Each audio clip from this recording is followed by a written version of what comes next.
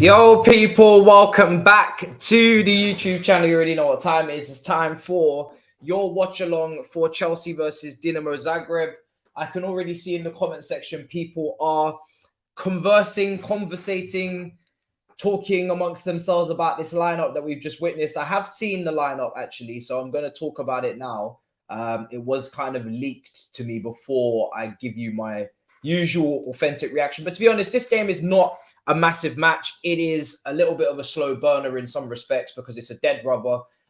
So the lineup was really actually most of the excitement. If anything, we wanted to see if Potter was going to play some players that we haven't seen before, maybe some of the youngsters. We spoke about it in the preview. There wasn't really many players from the youth team that we could actually play in this match. But disappointingly, not a single player from the PL2 team, youth team, whatever you want to call it, under 23 team, is in the squad. Not even on the bench. Not even on the bench. So we're not seeing any new faces today. I'll tell you that much. I'm going to go through the team now. Big up to everybody who's inside. Much appreciated as always. Apologies for the performance earlier on the FIFA stream. I am extremely rattled. Extremely rattled, bro. I am taking my job very seriously now. You see me training the players. You see me trying to bring in staff in the youth staff. I'm doing it all. I am very committed to trying to make it work at the job. So, yes. Okay. I don't understand why we're going with a strong lineup when we have Arsenal at the weekend. That's a good question. Very good question. I am a bit puzzled, if I'm honest. This is literally a free game. So, more than you can believe. Let's get into it. Okay. So, Mendy in goal, Aspilicueta, Trevor Chalobah, Koulibaly, Chilwell, Zakaria, Jorginho, Sterling, Havertz, Mason Mount, and Pierre-Emerick Aubameyang. Now, on the bench, you have Bettinelli, you have Cucurella, Thiago Silva, Gallagher, Loftus-Cheek, Amanda Broja, Pulisic, and Ziyech. So let's go through, first of all, why you're not seeing Carney. Carney you're not going to see because he did individual training, and he was kind of a risk, and therefore he's not being risked. He's not in the game. Kovacic was also a risk. They left him out. Kepa had not trained. Again, a risk. They left him out of the squad. Fair enough. So let's get into the pros and cons. The first thing is Zakaria is in the lineup, everybody. So let's have a round of applause for Zakaria. Please join me in the chat by giving him a round of applause. Spam the round of applause emojis. We're finally seeing Zakaria in the team. I give him a standing ovation. This is an incredible moment for Zakaria. He's in the team, and I'm delighted. I'm delighted for him. It's well overdue that we see Zakaria for once, and yeah, I'm really intrigued to see what he does. So great opportunity for Zakaria. He's in the team today. His Chelsea debut. It comes many months after he signed for us, but he is here after making his deadline day signing from Juventus. And we did have him in the team in the preview alongside Jorginho, and he is in the team. So that's good to see. I guess the pivot was always going to be played there, the double pivot, obviously some experience, leadership next to him on his Chelsea debut. So a massive game for him. Not really surprised with the back four either. Again, in the preview and the goalkeeper, we got that all spot on. As much as we talked about Rankin potentially starting the 20-year-old right back from the youth setup, we knew he wasn't going to start. So, and he's not even on the bench. So we got that all spot on. So the back six, we have it completely spot on, lads. Yeah, plus the goalkeeper. We've got it all spot on. We knew exactly what we were going to get there. Here's where it gets a little bit disappointing going forward. I expected Gallagher to play, personally. I didn't expect to see Sterling ahead of Pulisic. And again, I didn't expect to see Aubameyang ahead of Amanda Broja. That's probably my biggest disappointment. Is not seeing Amanda Broja start this game. I knew Carney couldn't start. Amari Hutchinson as well, unfortunately, is not eligible. So, but to not have Broja starting, that is very disappointing. In a free hit, in a game where, you know, there's nothing riding on it. He's a young player. I think he's had very good cameos, and it would be a great opportunity for him to potentially even stat pad and show that he can potentially even start big games. I don't get starting Aubameyang in this match. I'm not going to lie. That's a disappointment. He's obviously a stopgap. He's going to start against Arsenal. He'd go mad if he didn't. And I think I don't think Aubameyang needs more confidence. Really, personally, I don't really think he needs. I think he's ready for Arsenal. He's going to be very motivated. We know he's not a massive fan of Arteta. So I think for me, Armando Broja not starting is my biggest disappointment. I really, really was looking forward to seeing him tonight. I just remember when he played against Brentford, it felt like a breath of fresh air, a new lease of life up front, making runs in behind, creating opportunities, very daring. He was also in the press conference. So they kind of teased us, reeled us in, got us excited, and then they just spat in our faces. Why would he be in the pre-match press conference if he's not going to be starting? So that's a bit of a disappointment. I'm not going to say I'm disappointed that Ziyech isn't playing because I'm not really bothered. I personally feel like Ziyech is going to leave in January anyway, but I'm surprised. I thought Ziyech, if he was going to get a start against anyone, it would be in a dead rubber in this game. So that tells you all you need to know probably about Ziyech. Pulisic, I think, can be disappointed maybe that he didn't start, but he did start against Brighton, so maybe he was given his opportunity there, although not in his natural position. And there's no Gallagher in the starting 11 as well, which I'm a little bit surprised with. You've got Mason Mount, Kai Havertz and Sterling. It's a very, very strong team from Potter. I don't know if he's got, a little bit of the prize money coming in if we win this match, or maybe the UEFA coefficient ranking has something to do with it. I don't know. But I'm a little bit shocked. But hey, this is what it is. So this is the team. Let me know what you think about it in the comments down below. Orisic is starting for them. He scored against us, obviously, in Croatia. That's the main threat. That's the guy we need to keep an eye on, obviously. We know that better than anyone. Tottenham know that in the Europa League better than anyone when they played against them as well. So he's obviously the main threat. But yeah, guys, just a little disappointed. But it is what it is. At the end of the day, there's nothing we can do about it. I think his lineups have been a little bit questionable now for quite a few weeks. And, obviously after a 4-1 spanking as well, after a 4-1 spanking in the game against Brighton, I guess he's pissed and he wants to respond with an emphatic win at home in this dead rubber game. Like I said, this game is a dead rubber. We can't finish second. People were saying, oh, maybe we could. No, we can't finish second. They can't. AC Milan can't top the group because of their head-to-head record. So absolutely nothing can happen really outside of what has already happened, which is we've topped the group. It's done and dusted. And the only exciting player in there is Zakaria. We know everybody else in that team. They have to step up. They got a big game ahead of them to maybe get some confidence going into Arsenal. How much will this performance dictate what happens against Arsenal? I'm not too sure because I don't really see him going too far away from this lineup as well. And also, yes, injuries can happen. And when managers also talk a lot about fixture congestion, I'm not saying Potter has, but fixture congestion and, matches being played so often and there's very little time for rest and recovery. You would have thought that we would have used this situation to our advantage to get that rest and recovery. We've got Arsenal next. We've got Manchester City after that.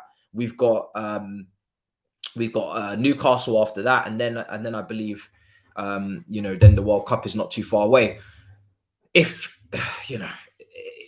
this is what we're doing, in a game like this, well then, wow, these players are never going to get a break. So from that side of things, and if we were to get a big injury tonight, that would also be a massive L. So I feel like there's more L's that Potter could pick up with this lineup than W's, to be honest, because even with our B team, you would expect to win. I didn't come away from the Zagreb game, away from home thinking, you know what, that was really difficult. That was a really difficult game. They're a really, really, really good team. And we're not able to beat them.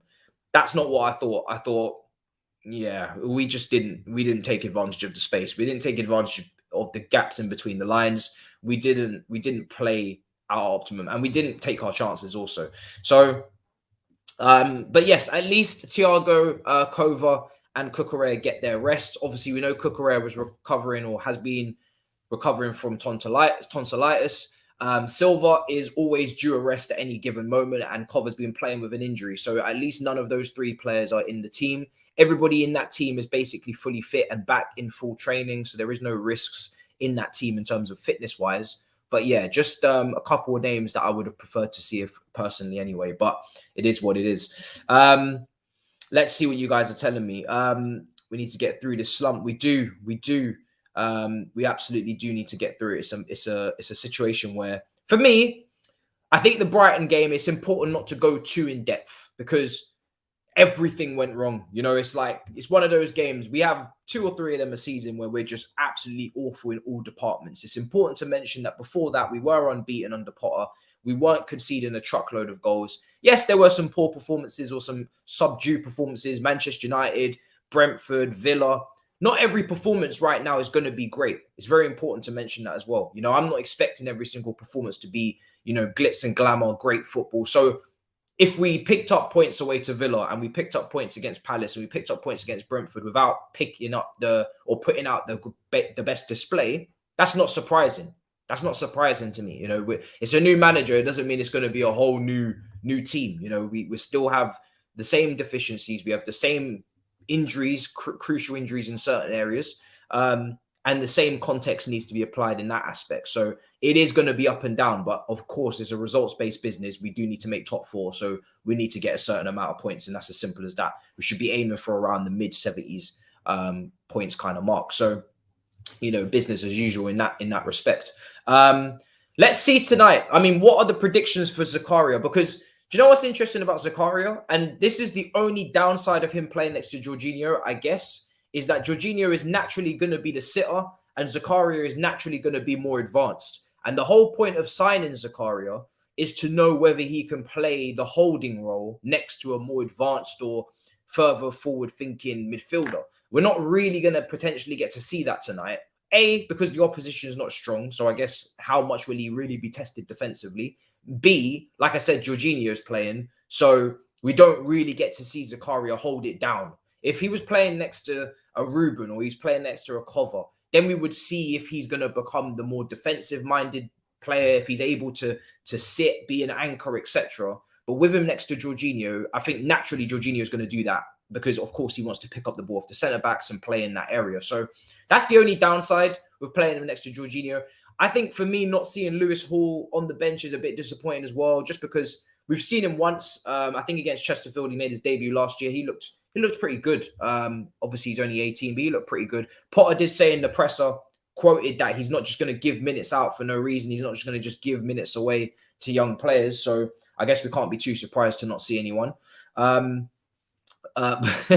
should we put Gallagher and Zakaria and let them sit low? No, I wouldn't put Gallagher in that pivot, to be honest. But it is a back 4. And yeah, it's a 4-2-3-1. It's pretty simple. Again, it's what we had in the preview. The preview is pretty close, to be honest, as to what it's turned out to be. Just the front 4. I didn't have any of those front 4 in the preview. I had Gallagher, I had Pulisic, I had Broja, and I had Ziyech. But the whole back foundation line, the foundations of that team is pretty much spot on, to be honest. So yeah, that's the team. That's how it's looking. Get your predictions in the chat. Let's see if you guys are confident in terms of that. Yes, in terms of Carney, he trained alone, individual training, so he's not really fully fit for this match. He's still coming back from a knock, I believe. So they didn't risk him and he's not going to be involved. So he's not even on the bench. So yeah, he was doing individual training. And so was Kepa. I think he was out for a few days. Cover as well, not risked. So yeah, there's a few people that are not being risked on this one. So, and I don't want players getting risked. Even Carney, it's not worth risking Carney in this game just because you want to see him. If he's not fit, then he's not fit. He could even play potentially against Manchester City next week in the Cup. Remember, we have Manchester City in the Carabao Cup. We're going to the Etihad. I don't know whether Man City are going to play the strongest lineup in the world, but that could be an opportunity to maybe play Carney. I don't even know what's you guys' kind of method of madness going into that Manchester City match? Like, do you want to go through? Is it kind of like, if we go out, that could be a blessing in disguise that we play less games? Like, what is the mentality from you guys in the chat going into the game at the Etihad in the Carabao Cup this early on in the cup as well? Like, what do you care? It's an interesting one because we're kind of scrapping, and we will be scrapping to the last day for top 4. So, you know, if you don't win the Carabao Cup, then what does it matter when you go out? You know, that's how I see it. We need to make a statement. Let's see. He doesn't want a bad loss sandwich between Brighton and Arsenal. Fair play. Yeah, I mean, listen, I think I think if we had beaten Brighton, I don't think we would have seen a lineup as strong as this, if I'm honest. I do believe that has something to do with it, where he's just had a really bad defeat. And that defeat would have hurt him more than anyone, because former team literally just come from there. Like, it's definitely one of those ones where, yeah, it's going to sting a lot. It's going to sting a lot. This lineup is weak. I think the lineup is almost too strong, really, if anything. Let's see. I think if anything, it's the lineup's maybe too strong. Okay, let's see. Honestly, I'd rather lose only because this season has too many games. I would never say that I want us to lose a game. I just think that if we do lose, I'm not gonna feel any type of serious way about it. As long as it's not disrespectful, I'll be able to firm it and move on, because I just feel like they're bigger fish to fry. And clearly the squad depth is not going to get used until January unless we make some serious signings. I mean, this is the first time we're seeing Zakaria. We haven't seen Ziyech much. He still definitely prefers Sterling over Pulisic, no matter what form Sterling is in. We've got injury-prone players. We've got injuries. You know, the depth of the team is not as strong as we might think. So there's definitely there's definitely chinks in our armor. So less games, it could be slightly helpful. Who knows? Let's see.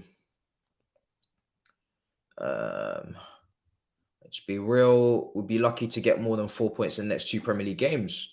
That's what Fred says. Arsenal and obviously Newcastle are up next. Let's see. Teams are not stable now. He cannot simply, hold on a second. Simply chop and change too much. Maybe he wants consistency. Yeah, maybe he does. Hutchinson was not eligible to play this, so under UEFA rules, he can't play. Your thoughts on Twitter accounts like PYS constantly talking about Thomas Tuchel and calling Potter not good enough? The one thing I will say is that it's not good for the health, personally. You know, I'm not going to continue to keep talking about Thomas Tuchel or making comparisons, which I think are very unfair, considering that, first of all, Thomas Tuchel's experiences at the top level are nowhere near of what Potter's are. You know, Potter's not really experienced Champions League football at all until now. So the comparisons aren't fair. What their job is, their remit is not fair. Tuchel was always to win now. Potter's to probably build. So I think you're doing yourself a disservice if you keep going on about it. Personally, I think you're doing detriment to your own health. I won't be taking part. But people can do what they want. Do you know what I mean? People can do what they want. But for me personally, I wouldn't be bothering to talk about Tuchel right now. Obviously, love Tuchel, think he's absolutely amazing, and he's enjoying his break in India right now. But I wouldn't be helping myself as a content creator to be going on about Tuchel any longer when our current manager is Potter. You know, you have to talk about what's going on right now. You know, that's what we're dealing with. Reminiscing over the past is not going to make the future any better, and for sure, you can't change what's happened. So there's no point talking about it, in my opinion, or going on about it.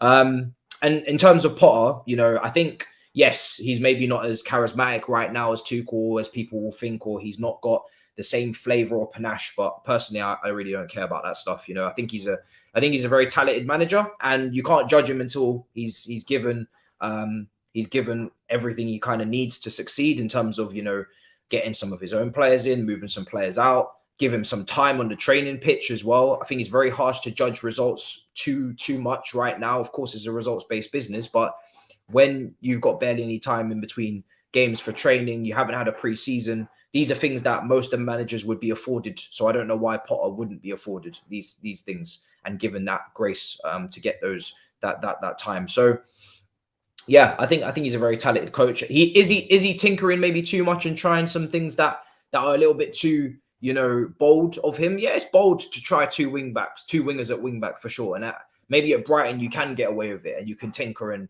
you could lose a game to Wolves at home and no one really notice. And overall, if the season looks good, no one's going to talk about it. But obviously at Chelsea, the microscope is a lot larger.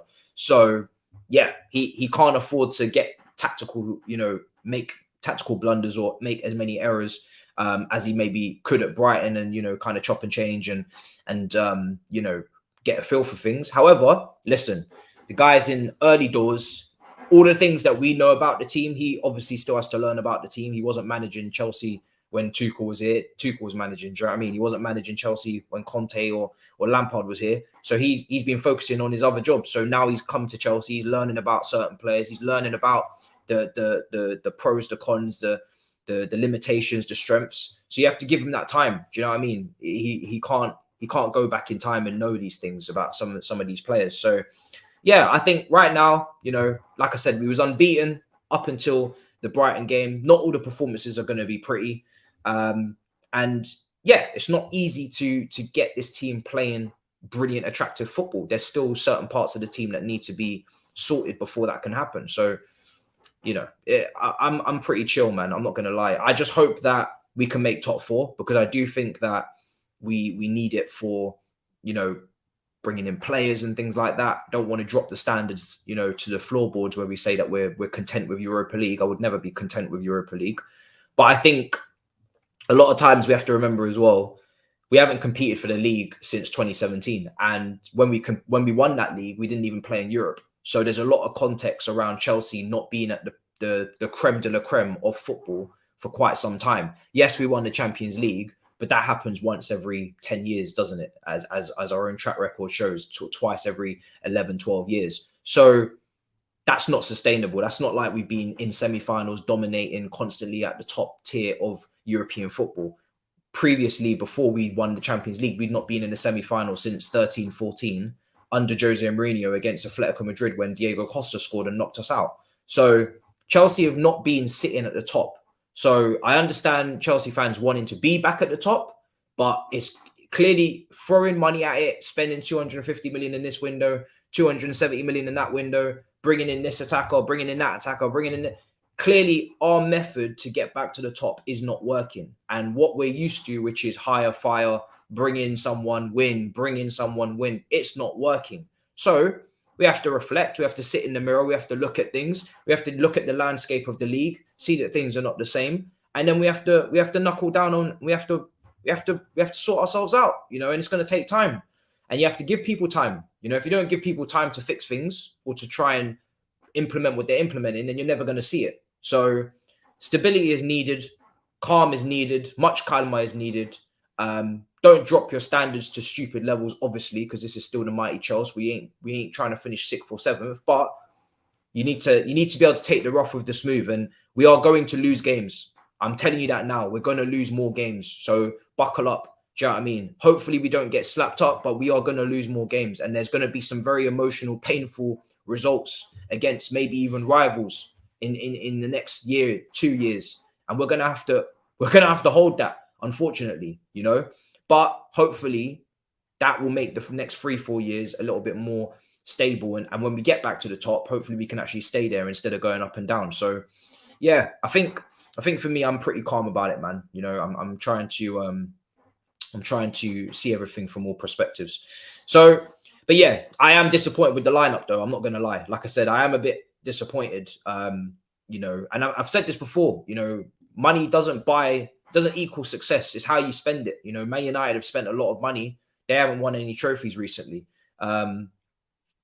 We have also spent a lot of money. We have won more trophies for sure, but we haven't just won the Prem out of nowhere. So, and I get, yes, that's not our standard, and people keep saying this, but I have news to break to you. We haven't hit our own standards for about 5, 6, 7 years. So if you're only just realizing now that we're not playing at Chelsea standards, then you've missed a lot of football, because we haven't been at Chelsea standards since Jose Mourinho won the league or Conte won the league. So we finished 4th for the last 3-4 years. We've been fighting on the last day. Mason Mount free kicks against Wolves, losing and needing Gareth Bale to get us in the Champions League. So all of this is not Chelsea standards. Yeah, it's not, but it hasn't been like that for a while. We've been finishing 3rd and 4th. So we've been losing cup finals. So, you know, been losing cup finals at Wembley, guys. So it's not just now we're not at Chelsea standard. We haven't been at Chelsea standard for a while. So we need to understand that. Let's see. My prediction for today, Havertz, Sterling, Aubameyang will be frustrating to watch. Listen, I'm predicting a 3-0 win. All right. I'm predicting a 3-0 win. That's what I'm predicting. I hope with this strong team comes a strong performance, and then hopefully 60, 70 minutes, we can just get these guys out of here. Do you know what I mean? Let's get in Brozier. Let's get in Gallagher, maybe even Loftus-Cheek. I mean, there's not too many, players out. There's no players in there that are not senior to throw in anyway. So, but just get the guys that are definitely starting against Arsenal out of that team, so they don't get injured is kind of what I'm looking at. Let's see. I'm just scrolling up. Just seeing with that super chat. Big up, bro. Much appreciated. Much appreciated with the super chat. I've answered that one. Cry Myers out. Sterling wing back. No, he's not playing wing back. Unless you're talking about the last game. But in this match, he's playing a 4-2-3-1. So you don't need to worry about Sterling playing wing back. A lot of people are giving me 3-1, 3-0 predictions. I haven't seen any Bellingham news personally, so I don't know where that's come from. But it's very much not very far along. That that's not going to happen anytime soon, is it? So I wouldn't look into it, to be honest. It's not like we're going to wrap that deal early and have it pre-agreed, pre-signed. It's just not going to happen.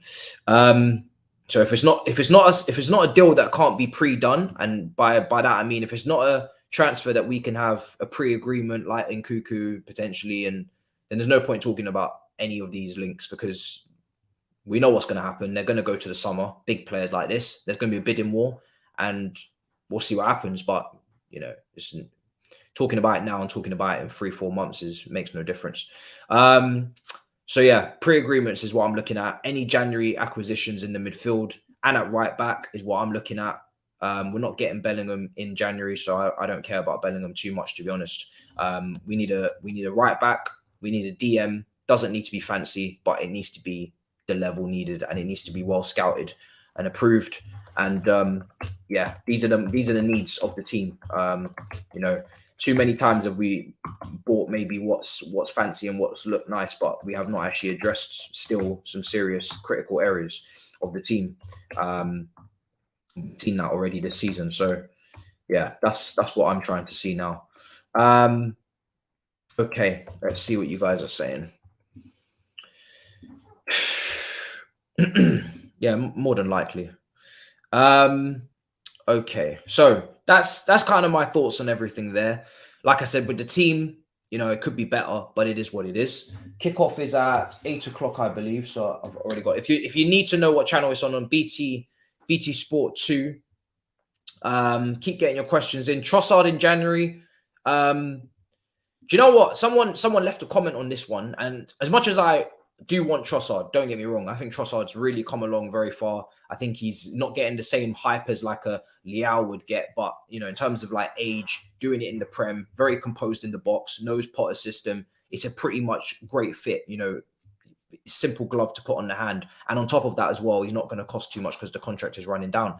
If you do get him, do you guys play him in the front three, or do you play him at left wing back? And if you do play him at left wing back, and you've bought effectively Chilwell for 50 million and Zakaria for 60 million, to say that Trossard is your starting left wing back, it is for sure a position that it's a bit sticky. So let me know what you think. Eddie says, depending on the result, I wouldn't be surprised if he made a change at half time. I mean, to be honest, guys, if we're not comfortably dealing with this team at home, then there's something very wrong. Because from what I saw in the other game when we was in Croatia, I didn't see anything that told me that we shouldn't be dominating this fixture. McAllister just signed a new contract at Brighton. I don't expect that to be taking place, nor would I be expecting it regardless. I can't say that I'm completely happy with the keepers. I think the keeper discussion is definitely up for debate. We'll have to see what happens, because at the end of the day, Mendy is obviously the number one over the last couple of years. But at the top, I've already actually spoken to IFTV on Rafael Leao on this channel. I spoke to him already, Marco. That's back in the Everything You Need to Know series on the playlist. So in terms of the goalkeepers, I was watching this Porto goalkeeper a couple of weeks ago, and his distribution looks incredible. His penalty save again against Bayer Leverkusen was brilliant, and his shot stopping looks good as well. I don't watch the Portuguese league, so I don't know what he's doing week in, week out. But yeah, this goalkeeper here, Costa, I think he's been linked with Manchester United as well. He does look like someone that I would like to have. I'm not going to lie, but obviously you have to see if Kepa and Mendy can step up first. I think Kepa's cross collection and aerial domination in the box and all these things, and commanding. This is always going to be a problem for him potentially because of his frame, not necessarily even his height, just his frame. I think this Costa guy is 6'4", is he? So yeah, he looks like a massive talent. And then Mendy is, ball playing. It's all about, ball control. I think he did give the ball away against Brighton when he came on. I think there was a moment that he gave it away early on in that second half. So yeah, his distribution is obviously nowhere near the level of Costa's from what I've watched from him. So yeah, I wouldn't mind. Anyway, why are people upset about the lineup? I believe it is due to the fact that there is no Broja. He's very young. He's only 18 years old. So I don't think he's going to be a starting goalkeeper for a few years.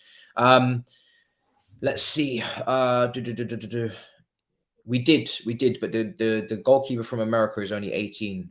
So yeah, I'd assume he's second choice max for Nets for a good while.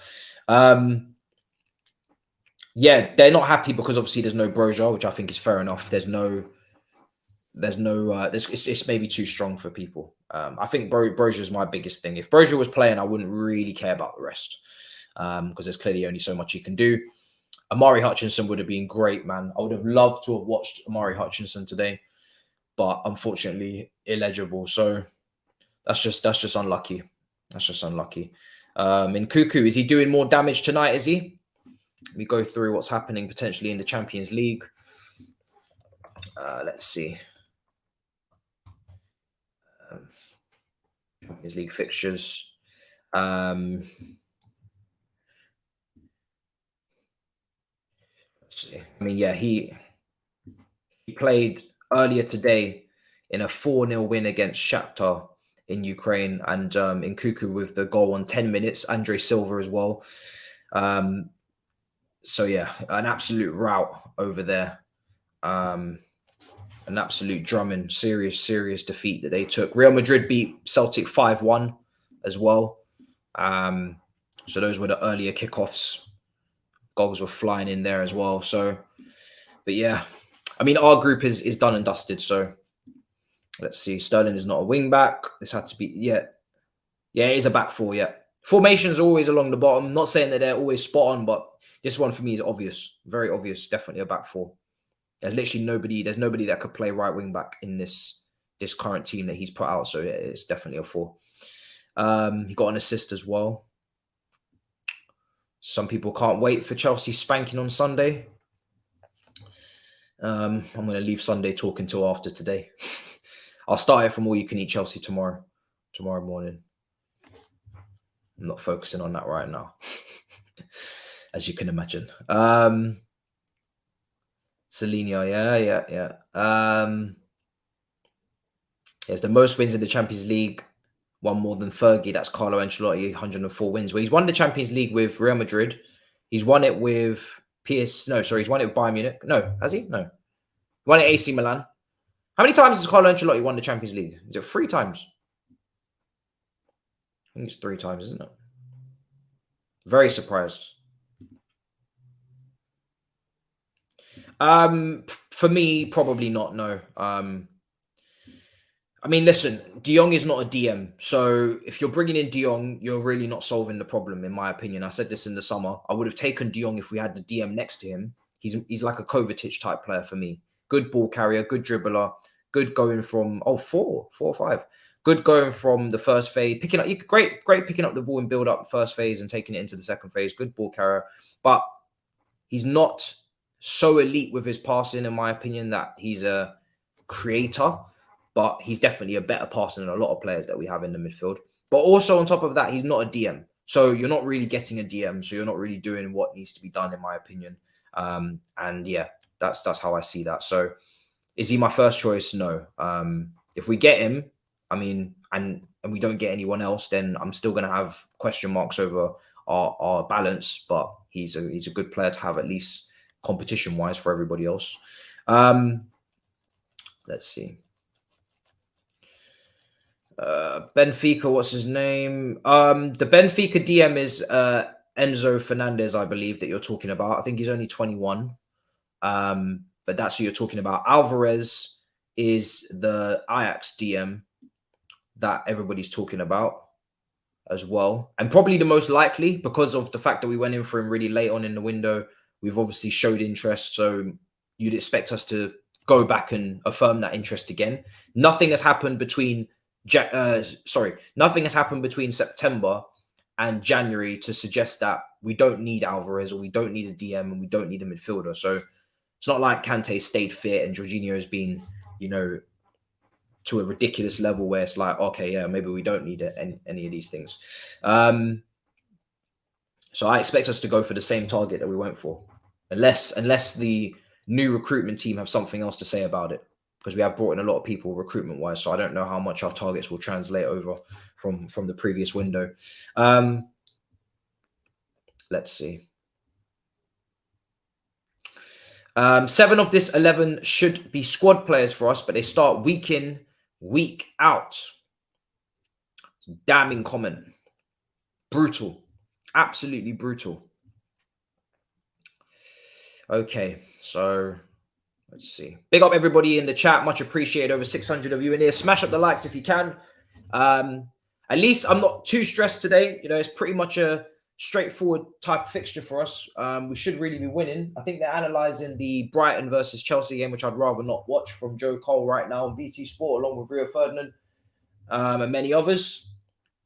They are highlighting what happened against Brighton. I mean, it's pretty obvious for me what happened against Brighton. First of all, in the wide areas, we were awful because we had 2 wing-backs at wing and they couldn't defend and they also couldn't track runners. And as you can see by Caicedo slipping that ball in between the centre-back and the wing-back, again, for like the 2nd or 3rd time in that match. Just the lack of compactness, you know, defensively from those guys. They're not defensively minded and they just don't know. They don't know how to cover and close off space as well as a natural wing back would. Again, I'm not gonna focus on Arsenal right now, just purely because I'd rather not. You know, we have all Thursday, all Friday, and all Saturday to shit ourselves about that situation. So I'm not thinking about it right now, to be honest. But yes, we will have issues in the wide areas because Saka's going to be fit and he's playing against potentially 2 left backs that are not really in form. And Martinelli's obviously got Aspie potentially, so that could be a long day. But anyway, how can they name more subs than us? I say just injuries, isn't it? We've got quite a few injuries. And I mean, I don't know, unless in the under-19s game in the youth version of this competition, maybe some of those young players I mentioned earlier did play in that. Maybe it was Hall. Did Hall play earlier on in the youth? Maybe. I don't know. If these guys have already played, then obviously not going to play again, so I'm not going to be even involved again. So I'm assuming that they've featured in their own youth level. So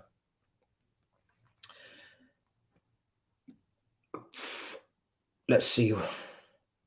Who do I see us signing? I think I'd be surprised if we didn't go and get an Alvarez, because, like I said, we went in for him and we need a position. We need a player in that position. I don't think we'll get a right back, even though we need to, because obviously Azpilicueta just got a new contract. So I don't think we're going to get one, but we should. Outside of Alvarez, maybe the Russian kid that's been talking a lot about us in the press, he could come in as well.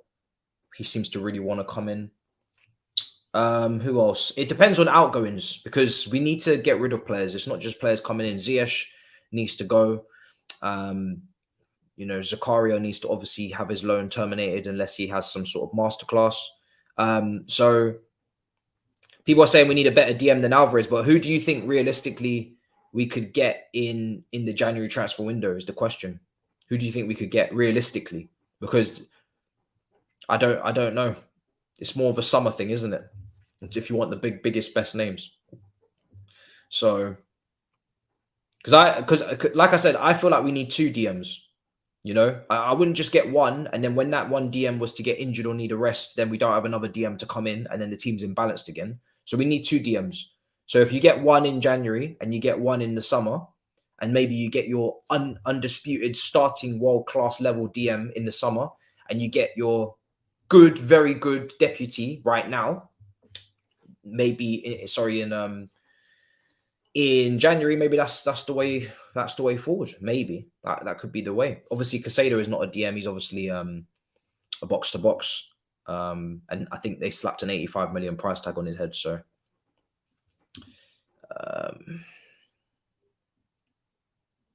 well, listen, he's only just come off that injury recently, so I would say give it a year before we talk about whether he can play more than once a week.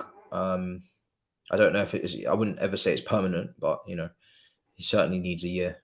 For me, he needs the majority of this season.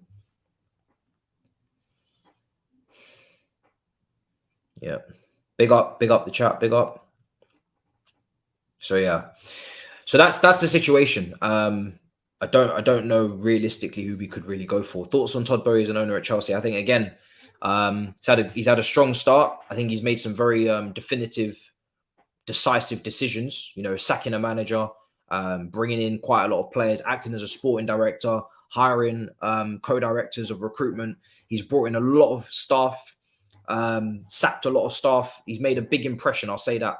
But I think you can only really fully judge him properly and say, yeah, he's definitely done an incredible job after maybe you bagged that first title, that first major trophy. You know, you got as an owner, you know, he's judged on also for us fans probably on success on the pitch as well. You know, how good a job he's doing will be determined by how well we're performing on the pitch, because this is his manager that he hired. So if we go and bag a Champions League and he's standing there, you know, receiving the Champions League and lifting it with the players and creating those memories that Roman did, lifting Premier League titles, then of course he's going to be a great owner. If he's not doing those things, then we're going to be looking at him sideways in 5-6 years time. So that's how I see it. But so far, I think he's been good. I'm going to be completely honest. I think he's done a very good job so far. Very, very good job. I know not everybody likes every single decision he's made, but considering his lack of expertise in the field that he stepped into, and the fact that he completely had to restructure the whole foundation of the football club from a staff standpoint and all these things, I think he's done a very good job to simply just show ambition and make the changes he's made. And I like the fact that he's taking a look at the back room, because we needed these staff to come in recruitment wise, because our recruitment's been awful. So yeah. Let's see. If Todd Father wants to sign a superstar, it should be Jude Bellingham. That man is operating at a different level at the moment. If you guys could pick one superstar, and I'm talking about superstar, right, to sign, I'm talking Mbappe's, Bellingham's, realistic ones, because obviously they need to be semi-available. Which ones are you picking? Like if you're talking about 100+ million valuation player, you could pick 100 million plus valuation player. Who are you putting your chips down on? Messi, Bellingham, Jude. A lot of people saying Bellingham. Valverde is having an incredible season. His Valverde's goal scoring, I didn't see this coming. I'm not going to lie. The finishing, yeah. Bro, I think he only scores bangers. They're saying it was another banger today. I think this guy only scores bangers, to be honest. Valverde is looking like the complete midfielder. He works hard off the ball. Very good close control. His shooting is ridiculous right now. Valverde is looking, because you know what, yeah, even when I did my Real Madrid team in the future, the midfield, I said Tchouameni's going to sit at the base, Camavinga's going to probably play, and then maybe it'll be a Bellingham or someone. And I always thought Valverde would maybe just be a little bit of a rotational player who'll come in, do the hard work, balance it out and whatnot. But this guy, he's got serious tech. He's from Uruguay. The guy is a baller. You know, he's pushed Camavinga very far back in the queue. He's proper showing levels. And if they were to get a Bellingham as well, if you tell me that you've got a midfield three of Tchouameni, Bellingham, and Valverde, that is ridiculous. That really is truly insane, people. That is nuts.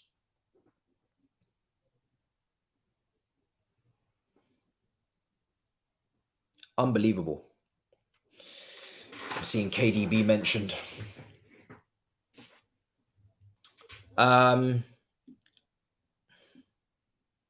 Someone said this comment here, and I want to go back to it if I can find it.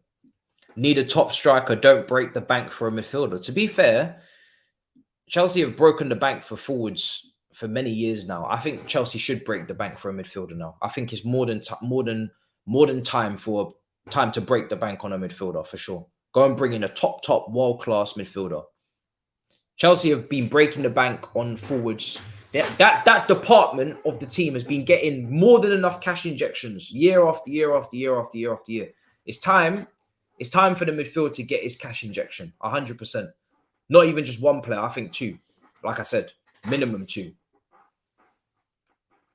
You could say a DM and a creative midfielder.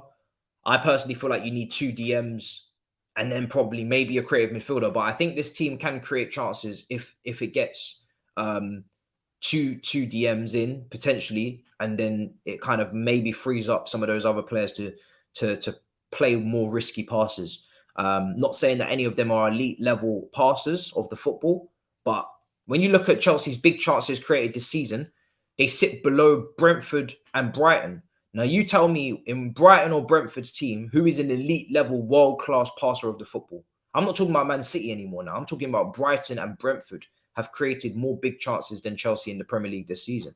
And I ain't going to go into that Brentford team. And this is by some distance as well. It's not just by a couple. I'm not going to tell you that Brentford team has any elite level passers. So as much as I do believe 100% we don't have an elite level passer, an elite level playmaker, I do believe we can create a lot more chances than we create right now. 100%. So, if we were only just behind Man City, fair enough, but we're not. We're behind some pretty mid-table teams in Brentford, and obviously Brighton will probably fall around 9th, 8th max. My score prediction was 3-0 Chelsea.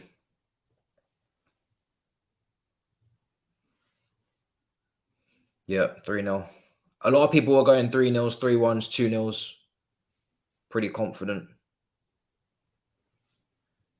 It's all about cutting ties for me on those emotional tied players that we have at the club where people are, just give him another season. Just give him another season. Every time you give someone another season who you have a big question mark over, but of course, because you really like the player and the personality and the drive and the will to stay and the will to contribute and the will to be here, and you're just taking another year off your life. And you're taking another year off the football club where you could win the top honours. So if we're not going to get back to being a bit ruthless with players and saying, do you know what? You've had your chance. You haven't really stepped up to the level. We're going to ship you out and we're going to get in somebody who is going to be of quality that we've done our own scouting on. Then we're just going to keep going in circles and circles and circles.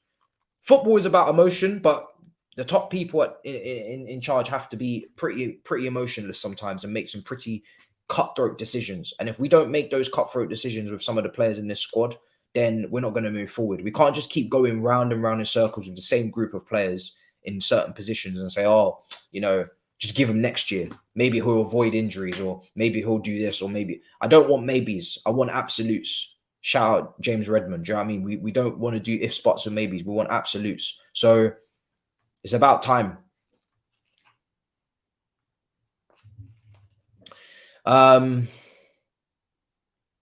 Let's see. Yep, so it's on BT Sport 2. Kickoff is in about 7 minutes' time. I'm going to have the timer ready to go. Time is going to be ready to go. And hopefully it should be a stress-free. I don't really see how this couldn't be stress-free. This is really, this is spoon-fed. This is as simple as it gets. Do your job, win your match, and move on. There shouldn't really be any madness taking place, really. Shouldn't really be any madness taking place, especially when it's a dead rubber as well. So I've been almost on the verge of tears in recent watch-alongs. I'm not expecting to have that problem today, if I'm being completely honest. Okay, let's see what you guys are telling me. Let's go indeed. This is Chelsea after all. It's a Chelsea thing for sure. If they can make a drama out of this, I'd be very impressed. If they manage to make a drama out of this, I'll be very, very impressed. Very, very impressed. I was in hell, bro. Last match, honestly, just it felt awful because the game was over so quickly. You know, we just got absolutely destroyed. We got absolutely destroyed. It was like I couldn't even believe it was happening, to be honest, because it was just all happening so fast. It wasn't even a slow cooking. It wasn't like we were, you know, marinated like the chicken. We were just trashed, and it was just nuts. We were just getting destroyed left, right, and center. I couldn't believe it. I really couldn't believe it, man. That shit happened so fast. That shit happened so fast. Unbelievable. You know, 5 minutes in and we're out here clearing the ball off the line and shit twice. I'm very affected by what happened today. I'm not gonna lie. That career mode episode is probably right up there with one of the worst, because when I was losing the games before, at least I didn't have the expectation of winning because I was already in a rut. Whereas that was night and day from what we did on the episode previous. We won all the games, guys. And we won games against tough teams. So I don't really know what happened today. I'm not going to lie to you. I'm really perplexed. Obviously, I don't know if you saw I was hosting on DR yesterday as well. A lot of people thought my number had got leaked. To be fair, I didn't really get too many. I only got like 2 calls. And that must have been somebody that really sat there and wrote the digits out on Expressions stream and decided that he was going to just go through every single digit to try and find the missing digits, because I didn't get a phone call until about 11:45 and the stream ended about 10. So somebody really sat there and tried to figure out what my phone number was. Somebody really tried. But yeah, it was mad. Well, you're only watching if I'm losing. It's your players' motivation. Well, I've started doing the training sessions now. I've started hiring scouts. Like I'm covering all bases now. Thank you so much. Appreciated, Damien. Much appreciated. I'm not playing around. Like I'm covering all blades of grass now. You know, we're bringing in the scouts. I said only 5 stars. I'm not bringing in any 4-star for anything. I've even taken the liberty of sending my scouts to look at the players in their last 7 months of their contract as well, so we can see what freebies we can get to come into the squad. So yeah, we've done. You know, we're moving in the right direction.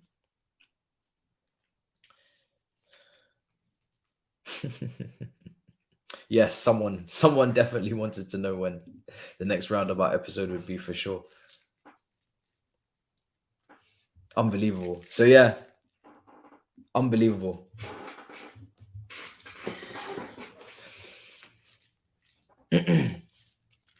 Unbelievable.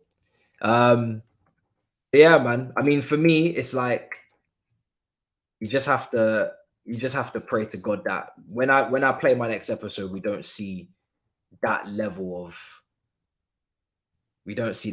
bullshit. Because yeah, that was a tough one, man. I'm not gonna lie to you. That was a tough one. That was definitely a tough one.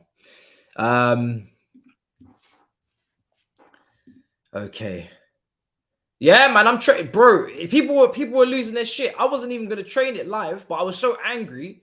I was like, I'm training these lot now, and now, I think after the Brighton game, there's like five days in a row. I'm training them every day. I'm not even playing around, and I'm gonna do it. Obviously, yeah, I'm training them every day. I'm not playing around, man. I'm telling you that now. Players are lining up now. Players are lining up. I really hope I see a response, you know, because when you look at a fixture like this, you could say that maybe the players are going to be playing at walking pace, or they're not going to give you 100%. And that is that is something as well where I'm like, we have to be very, very careful not to see that from these players, because they need to respond. It was a shocking performance at the weekend. I think I don't know where what currency this is, but I appreciate it, bro. I think, is it Canadian dollars? I'm not sure. Guys. I think it is, but yeah, much appreciated. Very generous super chat, man.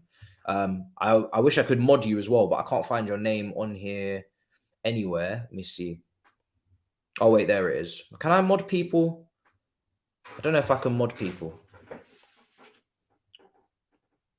Oh, it's Canada. Thank you, bro. There you are. I see you now. Appreciated. Much appreciated, bro. I wish you would have said something as well, maybe a question, so I could have answered it, so you got your money's worth. Much appreciated. It's a 4-2-3-1, guys. Well, it should be. That's all I'll say, is it should be a 4-2-3-1. I can't confirm yet until the game starts, but from what it looks like a 4-2-3-1. If it's not, then maybe a 4-3-3 with Kai Havertz on the right, Sterling on the left, and then Mount back in midfield. Maybe. But outside of that, I'm not really sure how it could go any other way, if I'm honest. If I'm being honest. So yeah, I do expect it to be a either a 4-2-3-1 or a 4-3-3 for sure. Okay, we're about to kick off.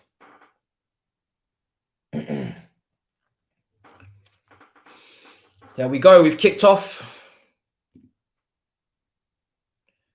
And let's hope 4-2-2-2-2. Okay. So it's not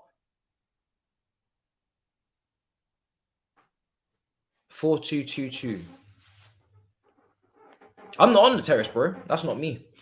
You must be talking about somebody else. I've only been on the terrace once. So 4-2-2-2. A lot of people are saying 4-2-2-2. 4-2-2-2. Let's see.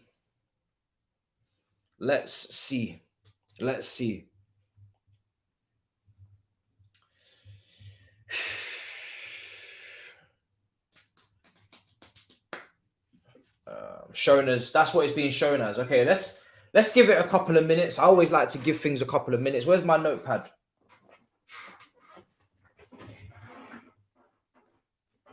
Where's my notepad? I've got to take my notes. I'll take my notes in every game. Somebody don't take my notepad. Hey, where's this notepad gone?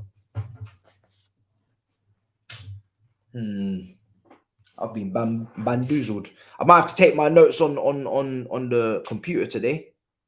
Somebody's robbed my notepad. Is what it is.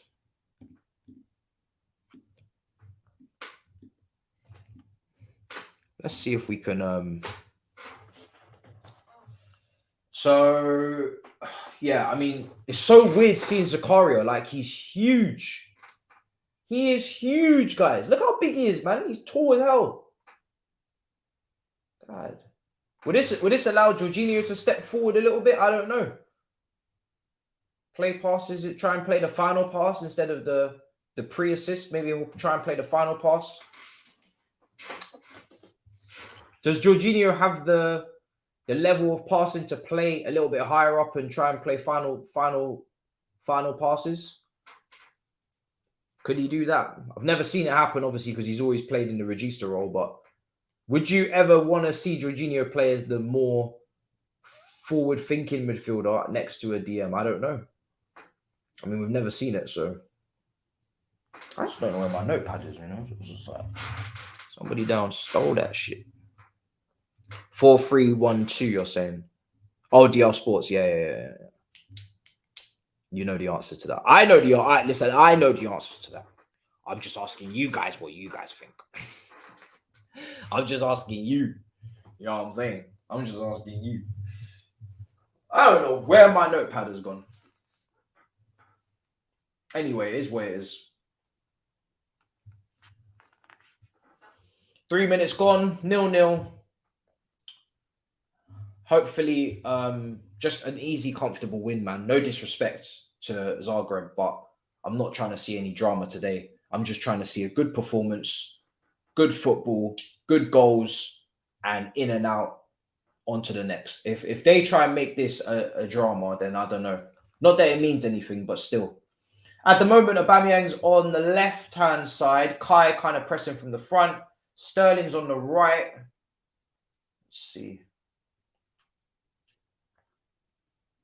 It's quite nice and refreshing to see Koulibaly back as well, purely because at least then we know that we got two centre backs on the pitch.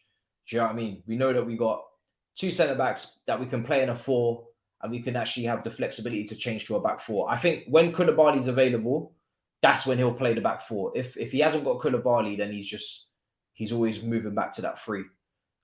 So he gives us that flexibility to move back, which is nice. Obviously, Koulibaly's used to playing a 4 anyway from Napoli. He played a 4 the whole time. He played left side of a 4, and Trev looks comfortable on the right side, so it looks good.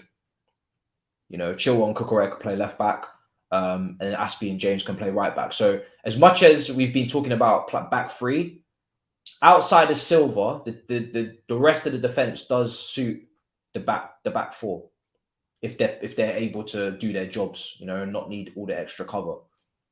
But also does the midfield suit a back 4, you know, depending on who's fit. If certain players aren't fit, then it doesn't suit it. Aubameyang's just giving away a foul.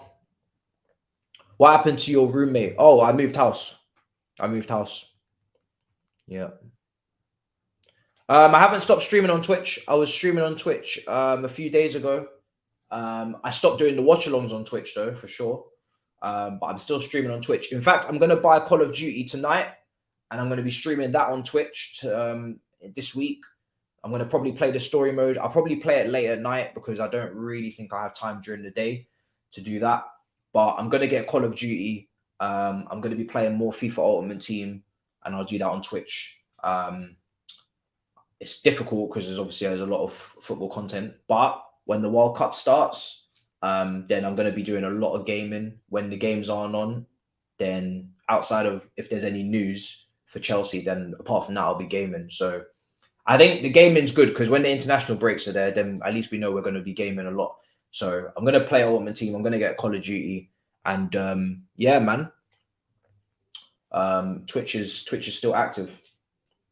It's just difficult to do all these platforms every day. And obviously YouTube, I've always said I'm going to do that, make sure that's every day. So Twitch, it's difficult to do that every day if I've got a lot of other things on as well.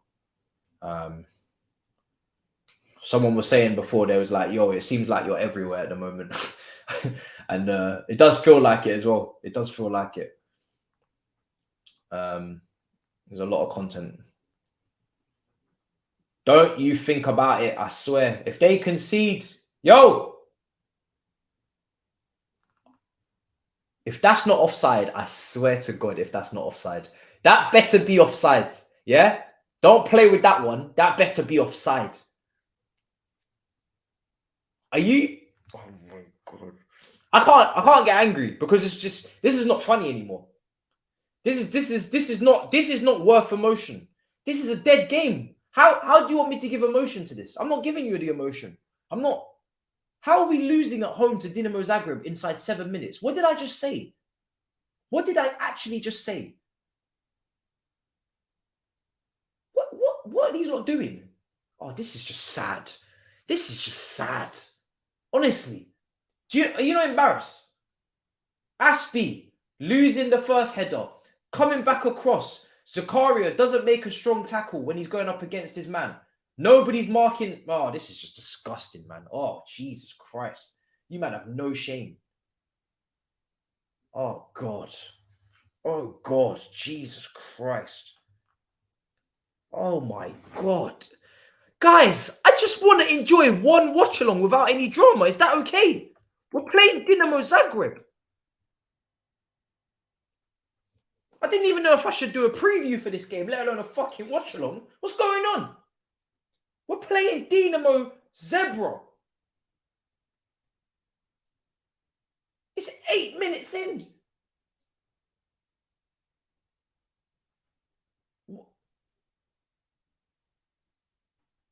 They're bottom of the group. Why are we? What are these? What are these absolute buffoons? These absolute clowns doing on this football pitch? What? Now Koulibaly's injured. Oh, fuck off. Fuck off, man. Why is he injured? We got a big game on Sunday. We're losing. And now, oh, fuck off, man. You absolute fools. Honestly. I can't be bothered.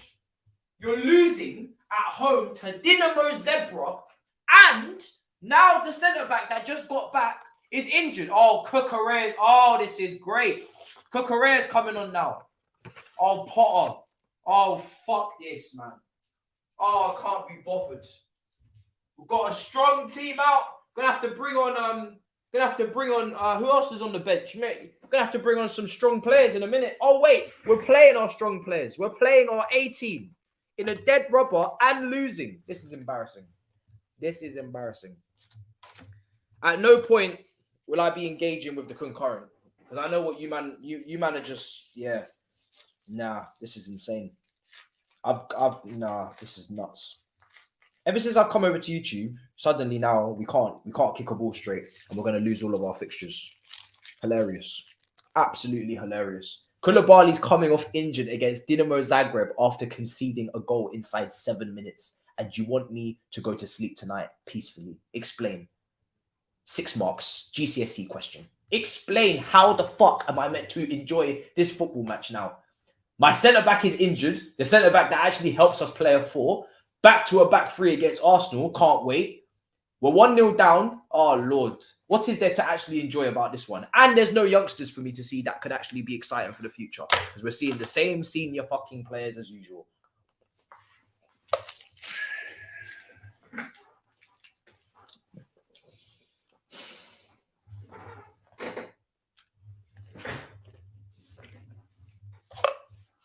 To be fair, at least the chocolate slaps. That was nice. I haven't even started taking notes. I found my notepad, by the way.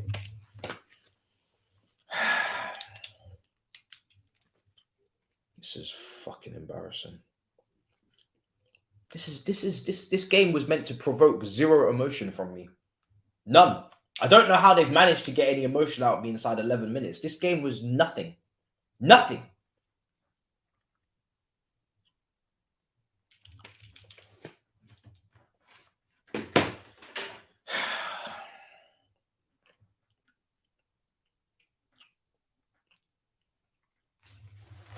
Please, nobody call my phone. This is nuts.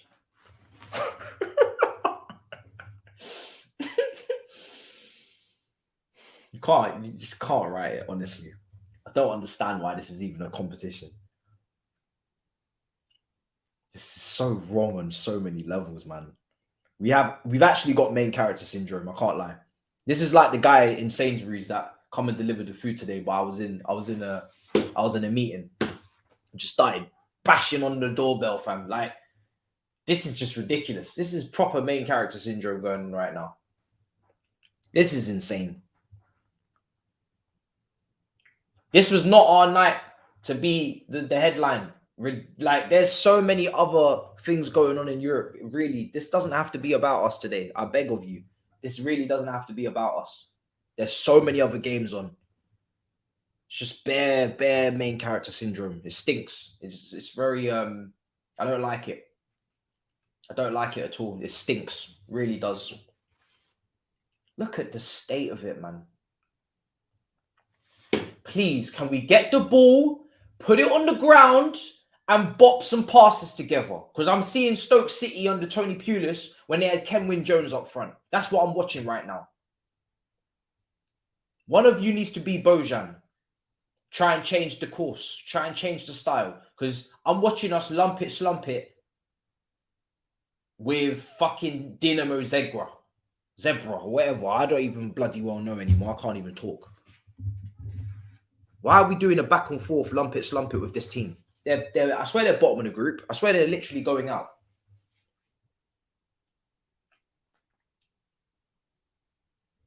Oh, so Koulibaly's okay. Well, that's good news. He's still on the pitch. Oh yeah, don't worry. If your stream's acting up and they're not letting you watch the game with full capacity, then just consider yourself blessed. Because right now, you don't really want to see any of this right now. I can't believe we're losing this match. Have I changed the score? I have. There's nothing to think so far. There's nothing to think so far. There's nothing to think. Okay? There's absolutely nothing to think about anybody doing anything.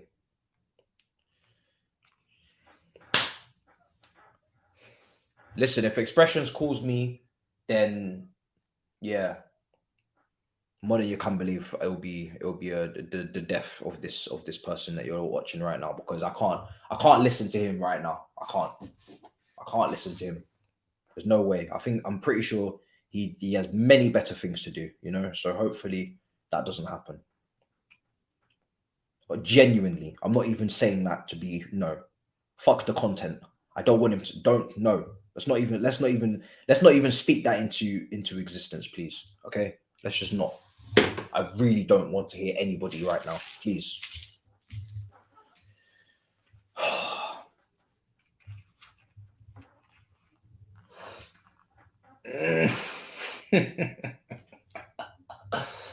Oh my God, this is insane, man. You know, this is very realistic to my career mode, to be fair. I would probably be losing too.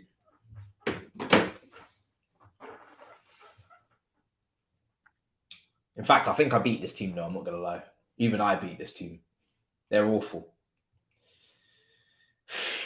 Jesus is Lord.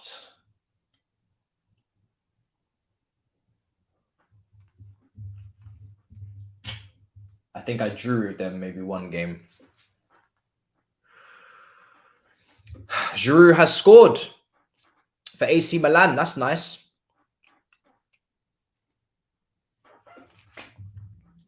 Yeah, Zakaria looks all right. Oh, great ball. Oh, Sterling. That was a brilliant ball from Kai, man. Really, really good ball. Great little, lovely little bit of speed on that one. Just wrapped it around his foot. Lovely. People are saying this team would get Pep sacked. Sorry, sorry if I'm missing any super chats. It's just I'm extremely stressed. Brain is not really functioning on full capacity. And people wanted to use the B team. But bro, that's not, this is not an excuse, bro. Like, we should be able to beat this team with the B team as well. Ma, has a bang your mum been any good signing for Chelsea? Oh, a bang your mum. Oh, yeah, Big Steve, Aubameyang.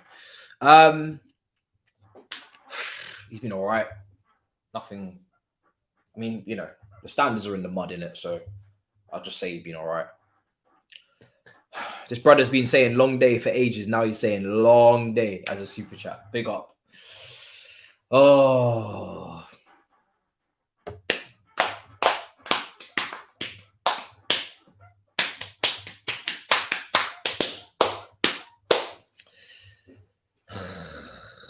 Gonna do a grizz in a minute. Fucking take the scarf and start singing.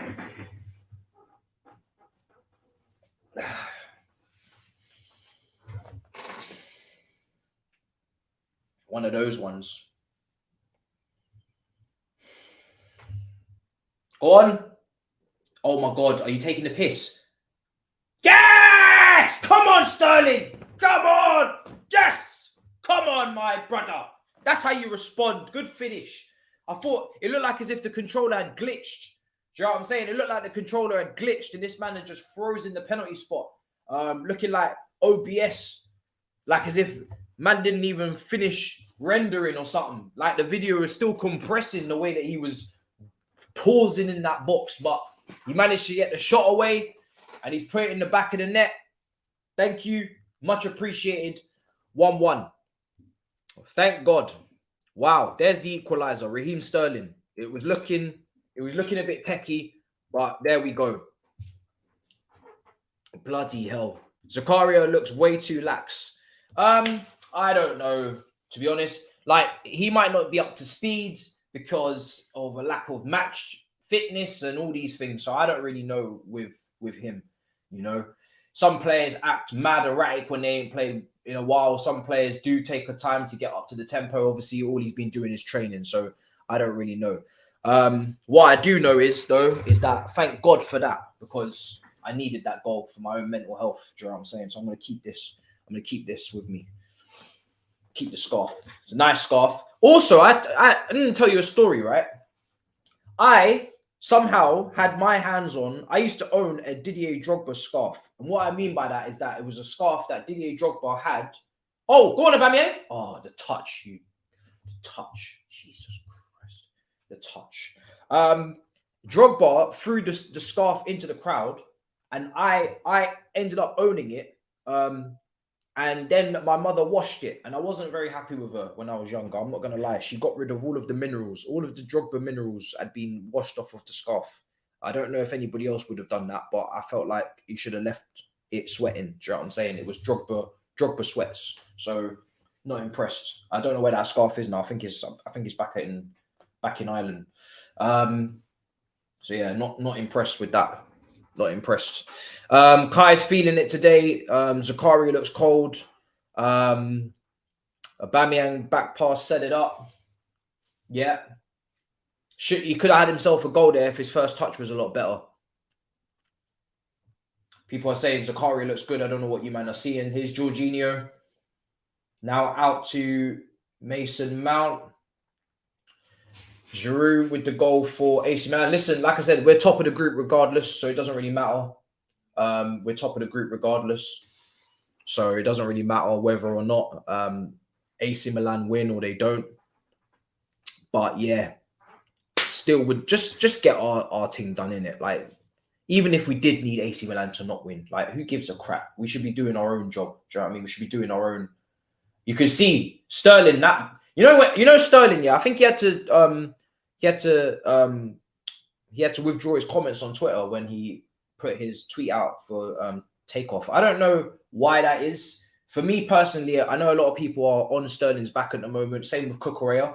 But I just want to make it clear. I don't have any doubts about these players. I'm not going to lie.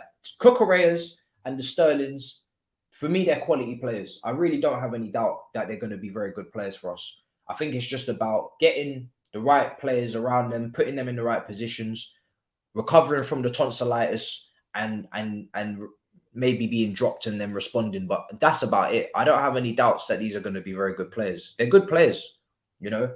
I really just don't see how it can be otherwise with these two. So yeah, I know they're not in great form, but you know, we just gotta stick it with them, I think.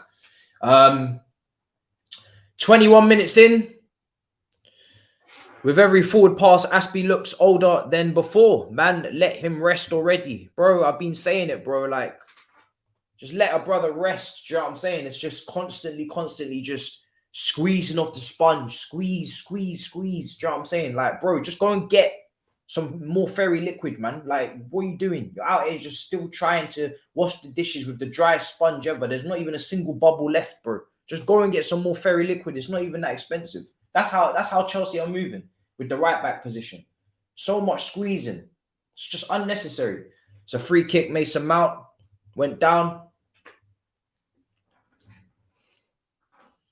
it would have been great if Brozier could have been involved, but it is what it is. Hey, listen, Potter, he said he's not a yeller. He said he's a talker. Do you know what I'm saying? So I don't know what's going on. He must be pissed. You know what? Everybody's a talker until they're under pressure. Do you know what I'm saying? I've seen so many managers come and go at Chelsea. They all start off nice, beautifully spoken in their press conferences. They sound so nice. But bro, when the pressure comes, they start acting like assholes real quick. Yeah, Kai, this past few games, he's been balling. That's good. Cool. Let's keep going. I need it to be nice and consistent. Let's keep going. Today's a free hit. He should be doing very well today. That's the bare minimum, man. You know when we used to play teams like Dinamo Zagreb, yeah, we used to have like Solomon Kalou bagging a hat-trick against teams like this. He wasn't even a starter. He was a bench player. Andre Schürrle bagging doubles against teams like this. I need you, man, to know the levels, yeah?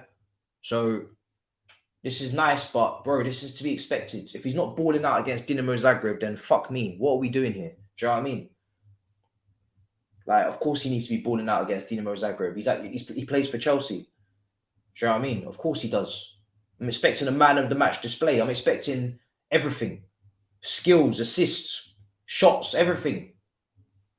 If you can't do it against these, man, then Lord have mercy. What's going to happen when we get to knockouts? We finished. So it's all good, but I'm not going to overgas it. Do you know what I mean? Because at the end of the day, I'm seeing players at this age doing madness in the Premier League week in, week out. So I need to see it. Here's Sterling, Jorginho. Oh, he tried to make that little pass. I think it was into Kai. And he just got cut out there. Zakaria looks good. He looks all right, man. Zakaria looks all right, guys. He's all right. He's doing his thing. Don't know what that ball was. Yeah, man, it used to be light work against these teams. Even Ramirez would be scoring, exactly. Now out here praying for a little drip and a drop from him. It's just not good enough. It's 1-1.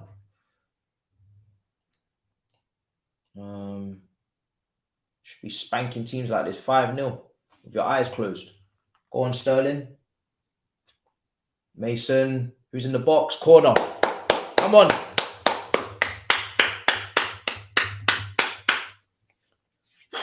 Let's go. Yeah, man, it's only Zagreb. It's only Zagreb.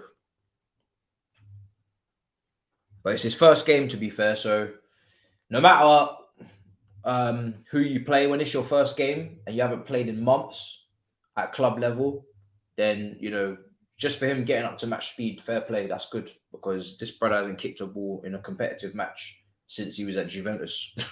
So that's a long time. How can this be your first competitive game of the season in November the 2nd? That is mad. That is insane. That is mad.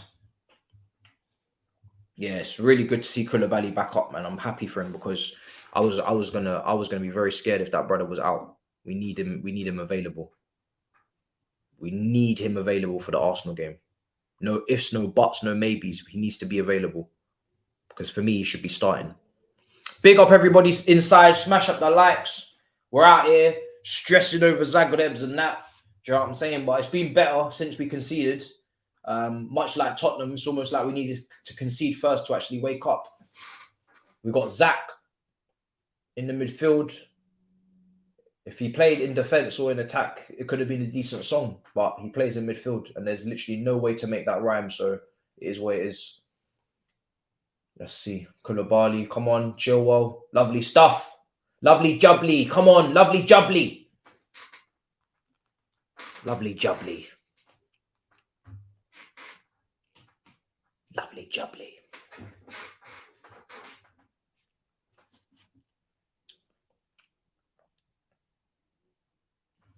Yeah, my time is correct with what I'm watching. Oh, wait, no. Oh, it's a little bit out, actually. No, you're right. It's a little bit out. It's a little bit off. It's a little bit off. Come on, boys. Come on, the boys. Come on. Let's have it. Some people are saying, do you know what? If the atmosphere is dead at Stamford Bridge, I wouldn't be surprised. I'm not saying it's a good thing, but I wouldn't be surprised, to be honest. I'm not gonna lie. That doesn't surprise me if it is. Nothing game against Dinamo Zagreb, last game of the group. Doesn't really surprise me. Another goal for Giroud.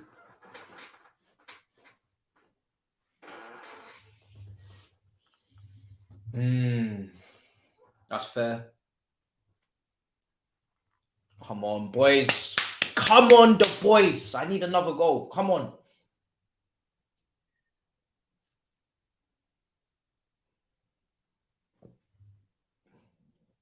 Yeah. Oh.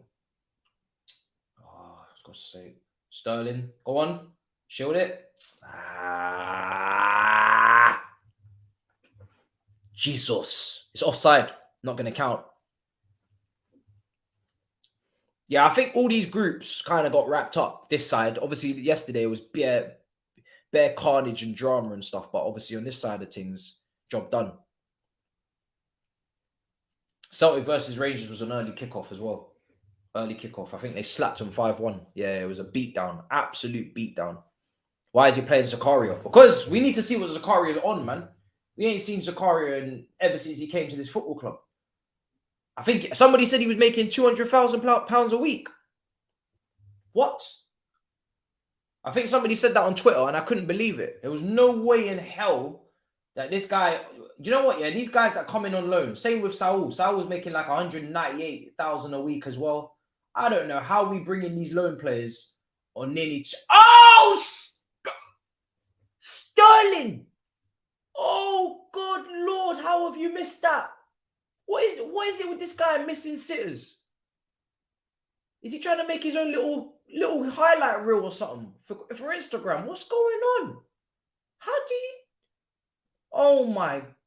Oh, Jesus. How do you miss that? Oh, Sterling, that is horrendous, mate. Why didn't he just lace it? Why didn't he just get his foot over the ball? Why did he side foot it and lean back? Why? What is he doing? Oh my God, that is awful. That was horrendous. Also, I would like to remind you, I scored an incredible goal with Zakaria on career mode. It was a scissor kick from a corner, and it went right. If you haven't seen it, it's on my Instagram. It was insane. Hold on. Oh, Zakaria. Yes! Yes! Zakaria! Zakaria! Come on! He gets his goal on his debut. You love to see it. Yeah? Come on. You love a little bit of a redemption arc. Come on. That is brilliant for him. Come on. You love to see these things happening. That's mad. This brother gets his goal on his debut. Fantastic. It's just about crawled into the back of the net. Kind of just slid into the back of the net through a few bodies. And Chelsea finally sort themselves out and go 2-1 up. Zakaria with his first goal on his debut. I take everything back I said about Zakaria.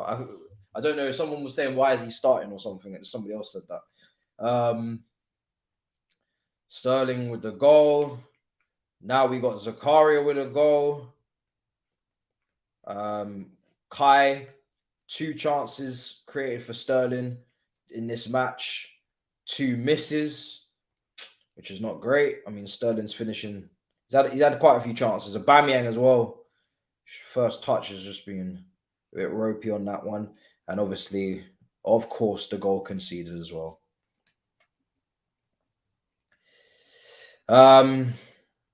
But yeah, 2-1 up and looking all right now, you know, thankfully.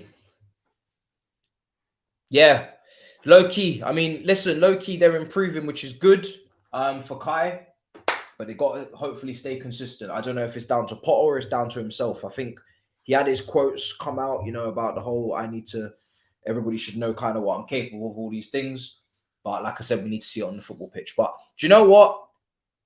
I'm going to tell you right now? It's great against Salzburg. It's great against Zagreb. But I need to see it against Arsenal on Sunday. That is when you really come to the fore and you see the Sakas and you see the Martinellis and you say, no, I am the guy. I am the leading bagsman. That's when you stand up and say, do you know what? Yeah. Kai.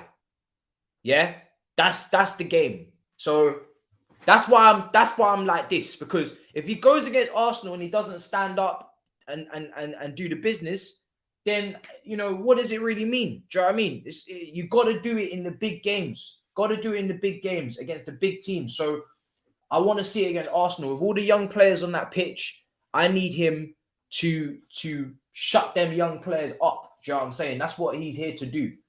That's what he's here to do.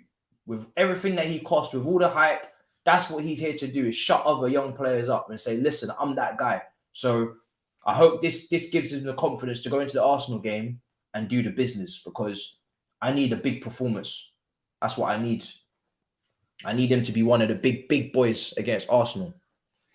And if he doesn't start against them, then Lord, I don't know. But hopefully, if he plays well today, then hopefully he can start. I don't know. We'll have to see. Yeah, Mount's been a bit quiet, yeah. How has Jorginho been allowed to thread in so many good passes? I told you, these guys, yeah, they leave space in between the lines. I said this before the match. They leave their spaces. They're not compact. This team that we're playing are not compact. In the first game, they left bare space. They left bare space. So it's just the fact of we just didn't take advantage of it. Just left bare space. I wouldn't be sure about that one yet, mate. So let's see.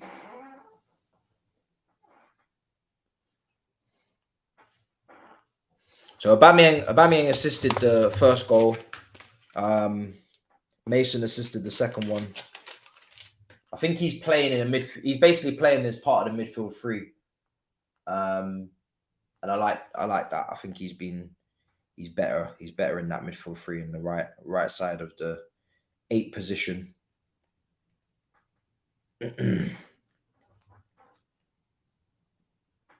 Go on, Sterling.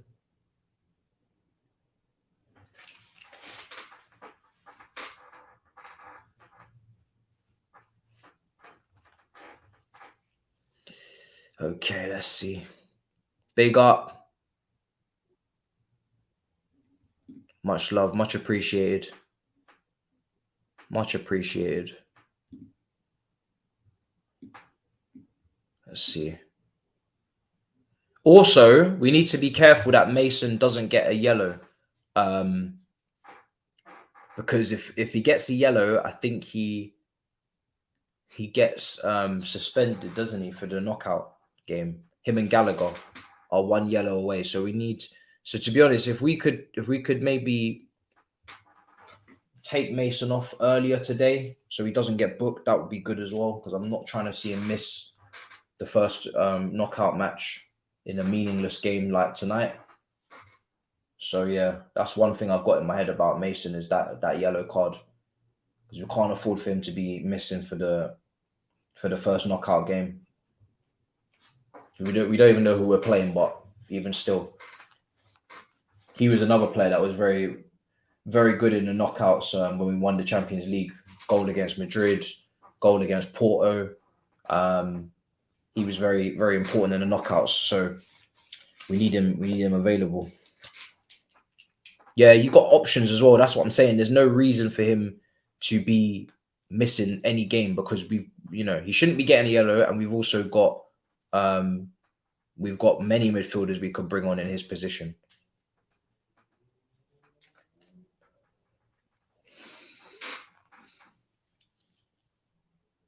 Someone saying, don't they restart that after the group stage? That's not what I read earlier. I hope they do. But let me know in the chat if that's the case. But I don't know. I don't think so. I'm pretty sure it doesn't. It carries over. That's what I think anyway. That's what I think. I'm not sure.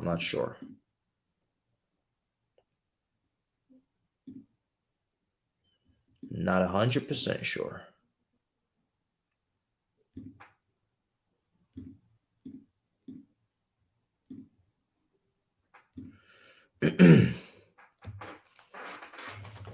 Well, on Koulibaly, good. Out to Chilwell. Around the corner. Aubameyang, play it. Well done. Oh, well done, Kai. There we go. little bit of a hopeless ball from Chilwell. For God's sake. Kai is showing some nice touches here and there. You know what I'm saying? Just a nice little flick here and there. It's nice to see. It's nice to see. It's nice to see.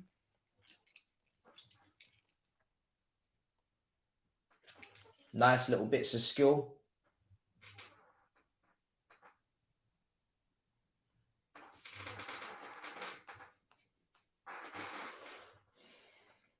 Koulibaly's trying to engage. Good. Well done. Get back. Good stuff. Play it. Mendy just slashes it clear. Smashes it clear. Oh. Bro, I'm telling you, there's more goals in this game for us. There's more goals in this game for us, man. There's loads. This is a bit reactionary. I'm not going to lie. That's way too crazy to say that for me, Daniel. You don't sign Zakaria based on one game on a permanent deal because he played well against Zagreb. That's just nuts.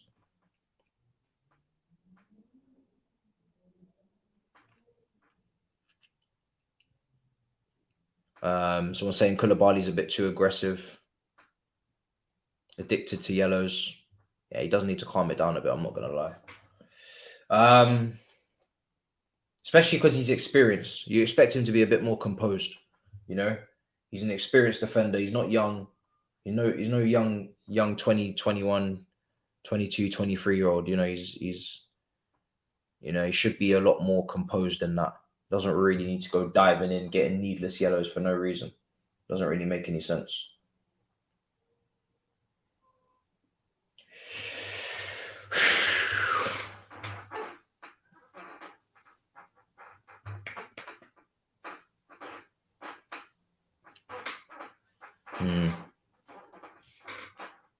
Yeah, it's a good start. It's a good start from him.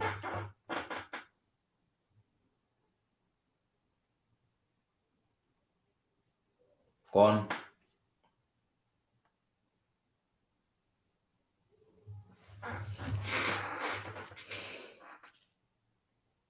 Hmm. 11:30 a.m. coverage. Well, my coverage here will start at 11 a.m. on Sunday because we kick off at 12, right? We kick off at 12 or 12:30.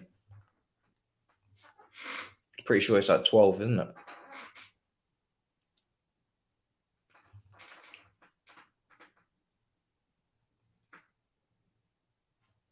And Zakaria will have to put in big performances in big games before I say we sign him.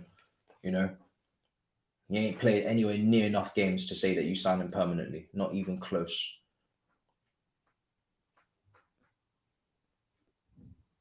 That's just not even in the discussion right now. I can't lie. Man needs to just focus on getting on the pitch.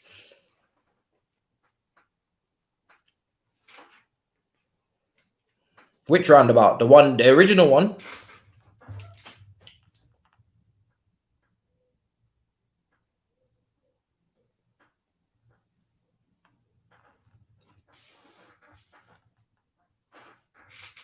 Yeah, he's also injury prone. Yep.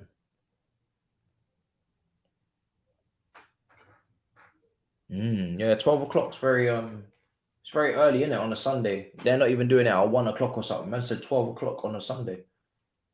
Mad. Go on, Mason.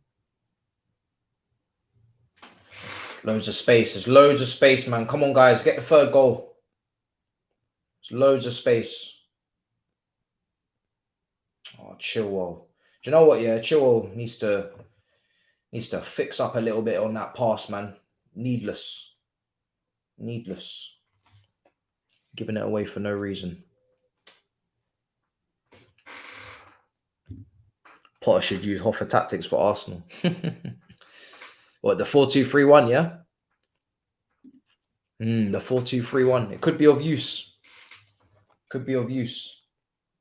It feels like we can't really... Aubameyang just doesn't really look very... doesn't look very clean for him today. It's like everything's kind of just very discombobulated. It's just things are just bouncing off of him. He's getting little touches here. Just nothing really seems to be sticking to Aubameyang so far. It's just very like loosey goosey with the performance. Everything's just like a little bit. Yeah, he's trying to get involved and get here, get there, but everything's just kind of just messy. Very messy. Bit messy for him.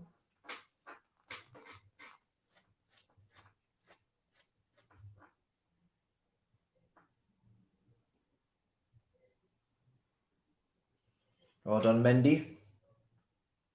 Come on, Chilwell. Come on.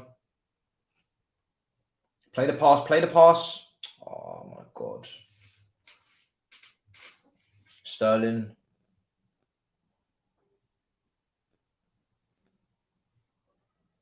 Well done. Go on. Go on, Mason. Ah. Not accurate enough. Nearly half-time. Nearly half-time, guys. Yeah, right now, for Chilwell, it's just about managing him because he's clearly not back to his best, obviously. Not expecting him to be. So he's just... Games like this are good for him. Get minutes into the legs. He still looks a little bit rough around the edges, to be honest, but that's what Cucurella is there for. That is what Cucurella is there for. Oh, good stuff. Go on, Chilwell. Ah. Jesus is Lord.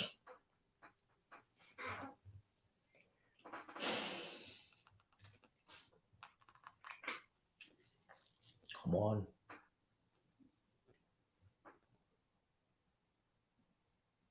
Not far. Half time is just round the corner.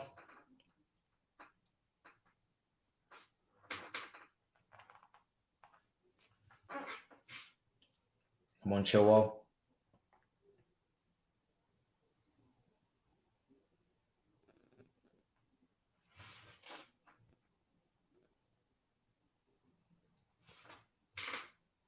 Go on.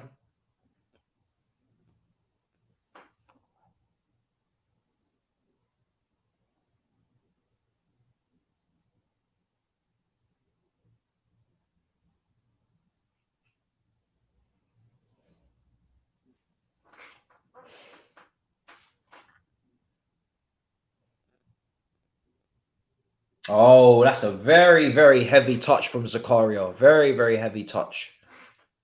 Loses the ball in midfield. Such a heavy touch. Needs to be a lot tighter on that. Needs to be a lot tighter on that. So, half time, I would prefer to see Brozier up top as well. I think you may as well, man. You may as well. I think there's no reason why Brozier can't come on. I don't really feel like Aubameyang's been that crisp with it today. It's been a bit disjointed, a bit messy. So I personally feel like if Brozier could come on, that would be great. Give the kid a chance to go out there, get another goal under his belt after what he did against, obviously, with the Wolves goal. And I think Brozier could be very good in this game. I said it. I think, as an all-round target, because, Aubameyang's a certain type of striker. I feel like Brozier, with the age that he's at, he still has the opportunity to potentially be an all-rounder, hold up play-wise, all these things. So he's got to build for it. He's very deceptively quick. We spoke about that. I'm not sure, was it on All You Can Eat Chelsea? The guy is very, very quick. He's got a very mad burst of pace in him. So, yeah, man, I would like to see Brozier come on. I feel like, first of all, that's the first thing I'm looking at. I would love to see him. I would love to see him come on. After that, I'm looking at, Mason's on a yellow card in terms of if he gets a yellow card, he'll miss the knockout game. So how much risk do we want to have on Mason Mount when you've got other options? I wouldn't risk him. I think he's been good. Obviously, got the assist as well, but I wouldn't risk him too much longer because you don't want him to pick up a yellow in a game like this, and then now up against someone serious in the knockout round, we don't ever get to use him. So yeah, for me, I wouldn't look at him for much longer. I think I'll try and get him out. Also, you'd rest him as well. You'd rest him for the game against Arsenal. So we're not at that stage yet, but it's not even like our bench is particularly weak. We've got a lot of seniors on that bench, so we can't even say, looking at the bench, that we're gonna bring on this young player and bring on that one. But I definitely feel like Gallagher could come on. I know he's a yellow away as well, but I think if Gallagher misses the first knockout game, it's not an absolute song and dance. It's not a disaster. Whereas if Mason does, it's a little bit more of a problem. So he could come on for Mason. Loftus-Cheek is an option as well. You've also got Brozier, you've got Pulisic, you got options. So let's see what happens. I'm going to go through some of your comments now. Big up to JJ Ash. Really appreciate it. Big super chat, man. A lot of support there. He says, Big Gooner here. You might have recognized me from Big Six. I definitely do. Massive respect to your views and analysis. Always big up and brace yourself, my G, for the hurricane this Sunday. Telling you, can't wait for the Big Six on Monday. Listen, it's only Arsenal fans that want to talk about this match today. I don't want to talk about this match today. I know I've done a few previews here and there. Never a foul and goal diggers. Listen, if you had it my way, I wouldn't talk about this game until tomorrow, because obviously I'm focusing on this game. So I know Arsenal fans can't wait to talk about this game. I say you got another game as well. You guys play tomorrow. You guys have got Zurich. Ziyech? You play Ziyech. You man play Ziyech tomorrow. So, you got Ziyech tomorrow. Play your game. Do you know what I mean? I know you got a game. Why are Arsenal fans so focused on Sunday? You literally play a game tomorrow. You got one step at a time. One step at a time, man. One step at a time. You play Thursday night. What is it? 8 o'clock kickoff. And then you got Friday, Saturday. You play Sunday, 12 o'clock at lunch. Not a lot of time in between the fixtures. I don't know. It's a little bit sketchy. But yeah, listen, make sure you focus on that. Don't skip the steps. Don't skip the steps. But yes, Saka does look like he's going to be fit for that. So yeah, we'll have to beat the strongest possible team. It won't be no, but then there'll be no excuses. Do you know what I mean? I don't mind it. When you play these big games, sometimes it's better to just play everybody. Let's just play the two strongest teams go out there. Obviously, we got a couple injuries, to be fair. There's no Reece James, so it's not really completely our strongest team. But yeah, man, there'll be no excuses then. So let's see what happens. We spent enough money. One thing I will say, we spent enough money on left backs over the last couple of years to be trying to deal with any winger on that side that comes at us, really. We should be trying to do our business. Do you know what I mean? So yeah, let me go through the comments. Okay, Tottenham confirmed that Heung-min Son will undergo surgery to stabilize a fracture around his left eye. Obviously, he was, I think, concussed, so he might miss the Liverpool game. I think he probably then will. Matt is so scared. Bro, I'm not scared, man. I'm not scared. The only thing I'm scared of is snakes wrapped around my neck. That was from Snakes on a Plane, that movie. The only thing I'm scared of is armadillos. Don't ask why. Just I had a nightmare when I was a child, and now I hate armadillos. I'm also afraid of vinegar. I hate the smell of vinegar. I think it smells disgusting. I spilt loads of that on myself at a restaurant when I was younger. So now the smell makes me absolutely gag. I'm not a fan of olives. Not a fan of going anywhere near alligators and crocodiles and shit. So these are the things that scare me. I will never be scared of Arsenal. Like I said, you man play tomorrow, yeah? That's what you're playing tomorrow. So, you know why I'm not really scared? Because we used to be top of the league too. But you don't get a trophy for it. I tell you that now. We used to be top of the league twice at this point. We were top of the league under Lampard in our second season at this point, and also under Tuchel last season before Reece James and Chilwell got injured. We were also top of the league at this point. Because I remember doing Big Six and nobody really cared to talk about Chelsea because we were top of the league. We just won another game. We smashed Leicester away from home. Nobody wants to talk about it. Who cares? Boring. So I know what it's like to be top of the league.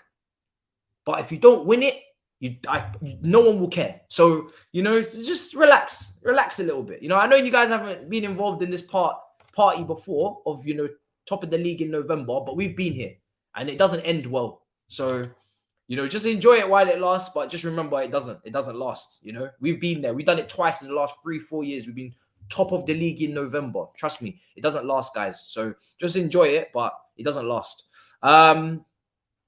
Anyway, let's see. I'm just going through all the comments. I don't know which one to click on. Yeah, Armadillo is just very random, but it is what it is. Zakaria's been playing well. He got himself a goal. Although it went through quite a few bodies, he got himself a goal. You know, and that's nice. Nice for him. I think his performance has been pretty good. Considering, I'll put the context around it. He hasn't played a competitive fixture since Juventus, since last season.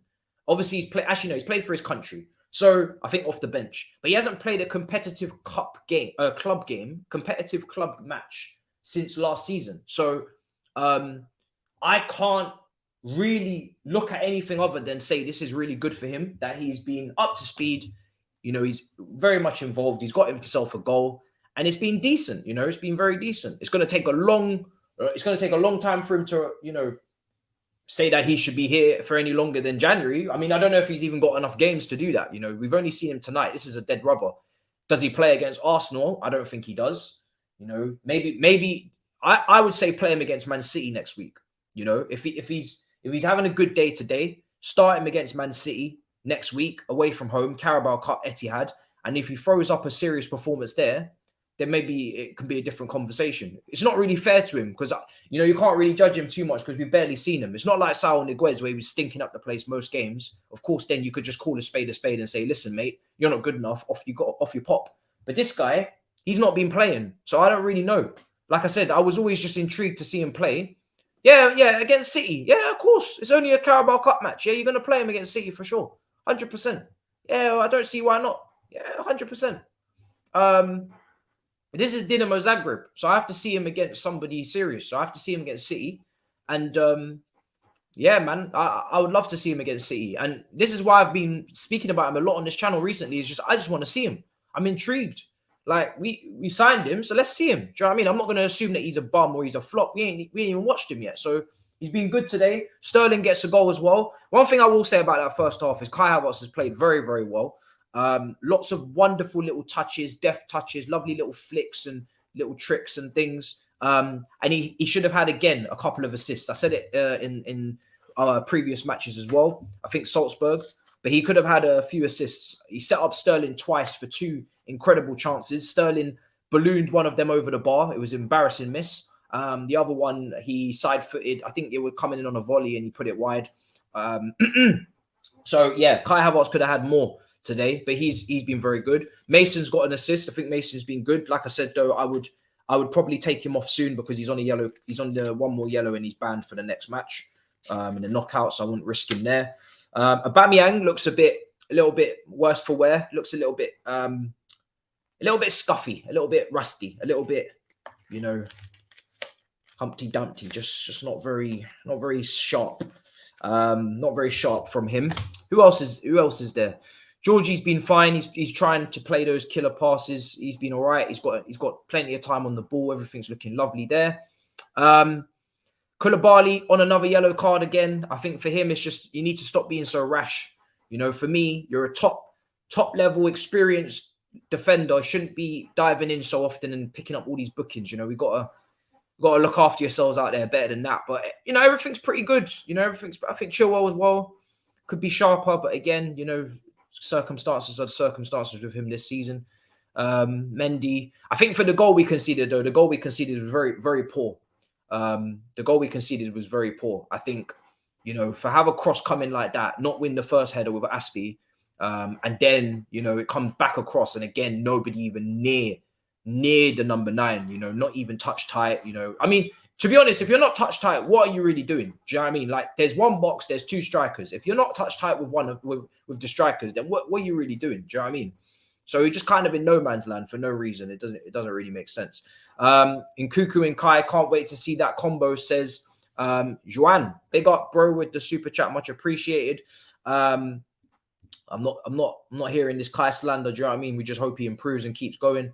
He does well against standoffish. And this is why I don't want to overgas Kai. I'll say Kai did very well. Kai's playing very well. But again, he's playing Zagreb. Everybody's playing Zagreb. I expect Chelsea players that play for Chelsea to be bopping Zagreb, no problem. When we used to play teams like Zagreb and Kiev and all these we used to slap them up 4-5-0. Eden Hazard used to twist and then twist and then twist and then smash it in with his left foot and put it in. That's the level. This is the team that Kalu's and Schürrle's will be getting hat-tricks against. So there's context, there's levels to this game. Do you know what I mean? Go out, have fun, go and win your match, and then let's get to the serious shit on Sunday.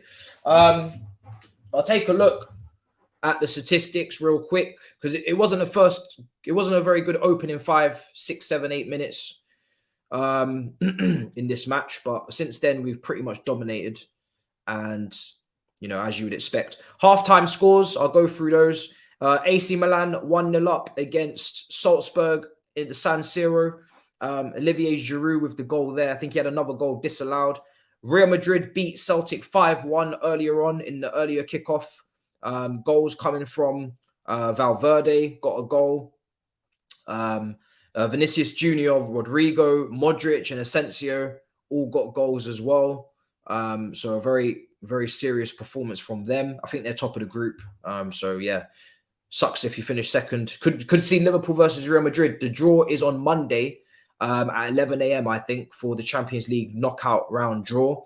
Liverpool obviously finished second last night. They could play Real Madrid. They could play potentially maybe PSG, who I think are top of their group. So we're going to go through that in a minute. Shakhtar lost 4-0 to RB Leipzig. In Cuckoo having a great day there. Copenhagen won. Borussia Dortmund won at halftime. Man City 1-0 down to Sevilla at home at halftime. Benfica 1-1 with Halfa. And Juventus 1-1 with PSG. So those are the scores at the moment. Who can City get? I'll go through it in a minute as it stands in the Champions League groups. Obviously, we are confirmed first. I'll go through who we could get on Monday in the draw. But yeah, Monday is the draw. And let's see. So we're currently top. We're top of the group. We could play, as it stands, we could get Club Brugge. We could get Inter Milan. We could get Frankfurt. We could also get RB Leipzig if things, that's basically sorted. So we could get RB Leipzig. So we could play Lukaku. We could play Timo Werner, 2 former players. We could get either of them, strikers. We could get Dortmund as things stand. And I think Dortmund pretty much are qualified as well, to be honest, because Sevilla are winning and they're still third. So I think Dortmund are there as well. And also Benfica as well at the moment as things stand. It could be PSG if Benfica score. Then it could be PSG who finish second in that group. It's between PSG and Benfica. So all of the ties are pretty favourable apart from if PSG were to drop into second in Group H. Man City, they could play, Benfica. Yeah, they could play the same teams as us because obviously they finished, they're finishing top at the moment. And to be honest, like I said, they're losing and they're still top. So yeah, pretty much guaranteed to finish top. I don't know what their head-to-head record is with Dortmund, but I'm pretty sure they're all right. Dortmund are 1-1 at the moment. So yeah, those are the teams we could face. Those are the teams we could face. So it's pretty favourable. It's a blessing that we didn't finish second in the group because otherwise we could add Real Madrid. As it stands, we could add PSG. We could add Bayern Munich. We could have a lot of very difficult matches. So yeah, we're very happy and thankful to be finishing first, especially considering the way this group started for us. It started horribly. 1 point in the first 2 games. A defeat against Zagreb and a draw at home. At home to Salzburg. So it was a shocking start to the group. I'm going to get the timer up now. Second half is about to kick off. The review will be out very quickly, more than you can believe. It's a very simple review on a game like this. And then we will move tomorrow. Tomorrow, All You Can Eat Chelsea will be taking place. And then it will be Arsenal previews from there. So let's see. Yes, I will be on Rance's channel tomorrow as well. For someone who was asking. And I think I'm down to be 2v2, me and Goonie versus Troops and Zar tomorrow as well. So look out for that. All right. Cool. Let's do this second half. Let's get it popping. Let's get it popping. Let's get it moving. Okay. I'll probably try and bring you about 2 previews for the Arsenal game. So we'll see. There's a lot of Arsenal fans out there, so we'll see. But I'll be doing the box-to-box with Turkish, obviously, on AFTV. So yeah, there's a lot of different things going on there. So at the moment, second half's just kicked off. Kai Havertz on the ball. Ooh, trying to pop it around the corner. Go on, Sterling. Go on. Go on, Sterling. It's given a free kick. It's given a free kick. I'm not sure. I need to check. It could be live. I'm not sure. I'll try and confirm. And then I will set it up for you, and you'll see it up so you can set your reminders. So yeah, not confirmed as of yet though. I'll have to wait until this is over. Obviously, right now, I'm sure everybody's watching the game. Won't be able to get replies yet. All right, Koulibaly, come on, out to Chilwell. I don't think any substitutions have been made. Go on, Chilwell, go on. Well done. Unlucky.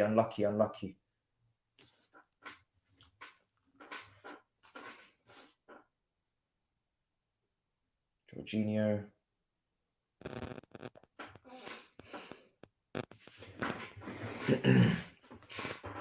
You can watch this game on BT Sport 2. That's where it is in the UK. If you're not in the UK, then I'm not sure. Go on, Jorginho. Back out, Chilwell. Come on, left-hand side. Play that pass. Wonderful. I wanted you to play it, and you showed the kahunas to play it. We love to see it. Sterling. Just didn't drop for him. That's better from Chilwell. Playing the riskier pass forward. Seeing the run, playing it. We love to see these things. This is what we want to see.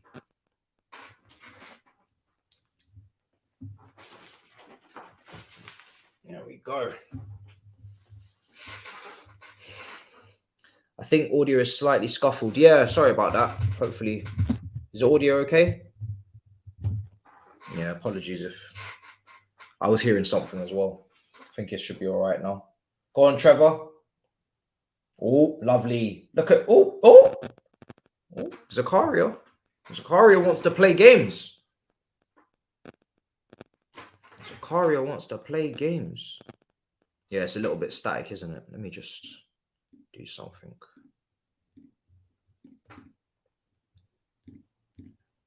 Sure. Not sure why. There we go. All right. Hopefully it's all right. Block that. Ooh.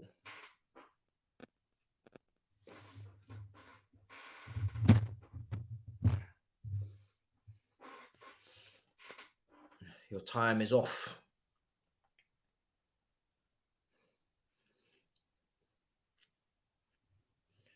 We can only hope and pray.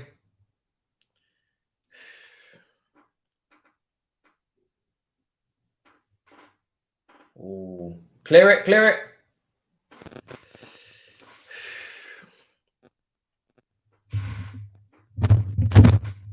All right. I'll leave that out for a second anyway.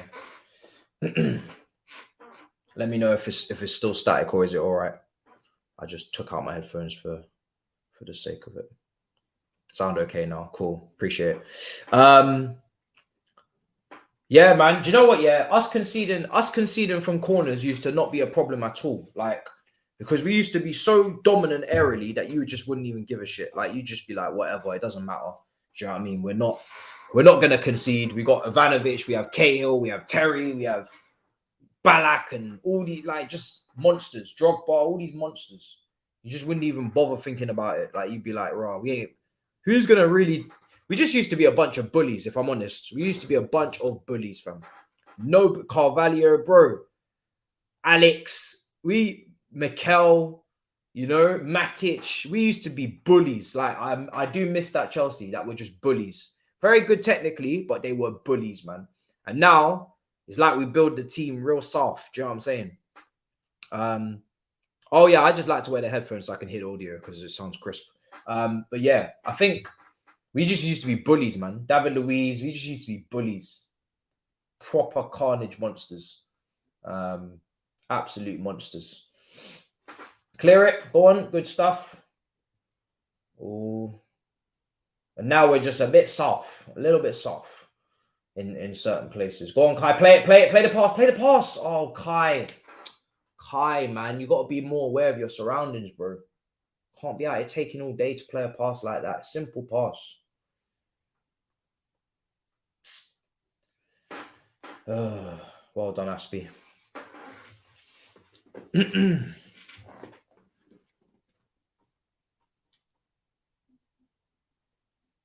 Thank you, bro. Much appreciated. Thank you very much.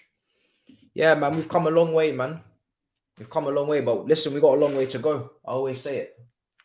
You know, there ain't no plaque in my room. I ain't seeing no 100K plaque, so got a long way to go. Long way to go. 51 minutes.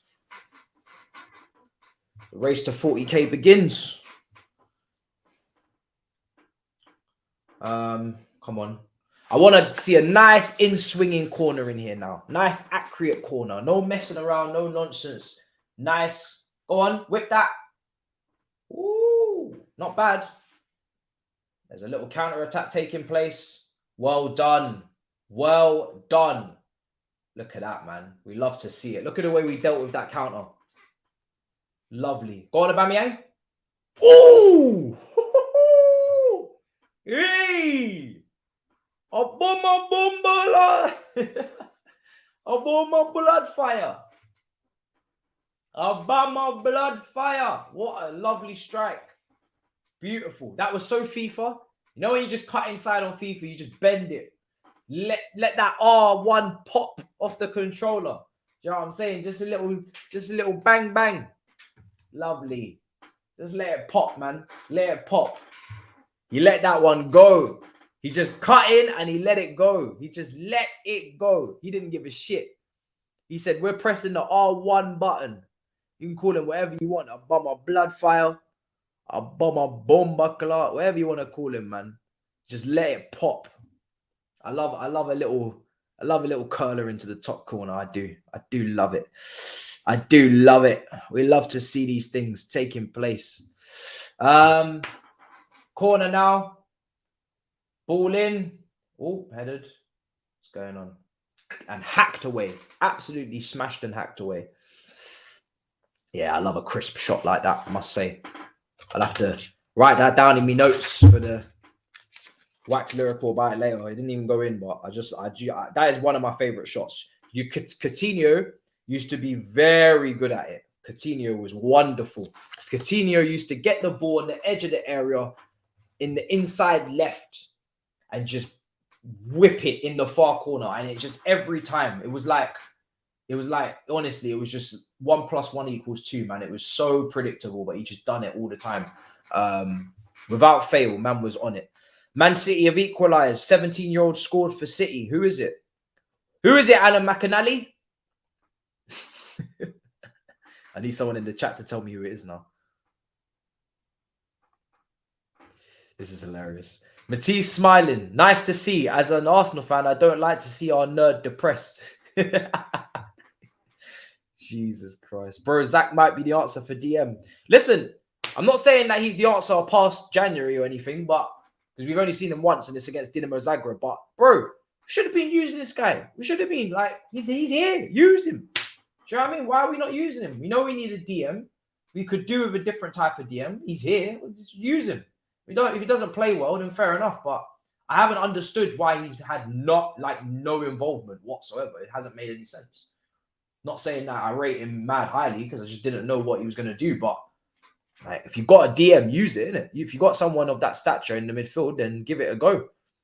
Do you know what I mean? Why not? So fair play to him though. He's waited patiently. He's been very professional, and he's got his chance. And today he's looking sharp and he's looking good. So hopefully some more game time. I'm not saying that he should start against Arsenal because you might be throwing him into the fire, but definitely against Man City in the Carabao Cup next week, I'd play him away from home because that's going to be a perfect challenge for him, isn't it? So I'd give it a go. And if he plays well there, maybe against Newcastle you could give him a go. So I don't know. I mean, let me know. Would you man be up for throwing him in against Newcastle, against Arsenal? I'll talk about it on All You Can Eat Chelsea for sure with the lads. Would you guys throw him in against Arsenal? I think it might be a bit mad. How highly do I rate Grizz's singing? I think Grizz's singing definitely could do some work.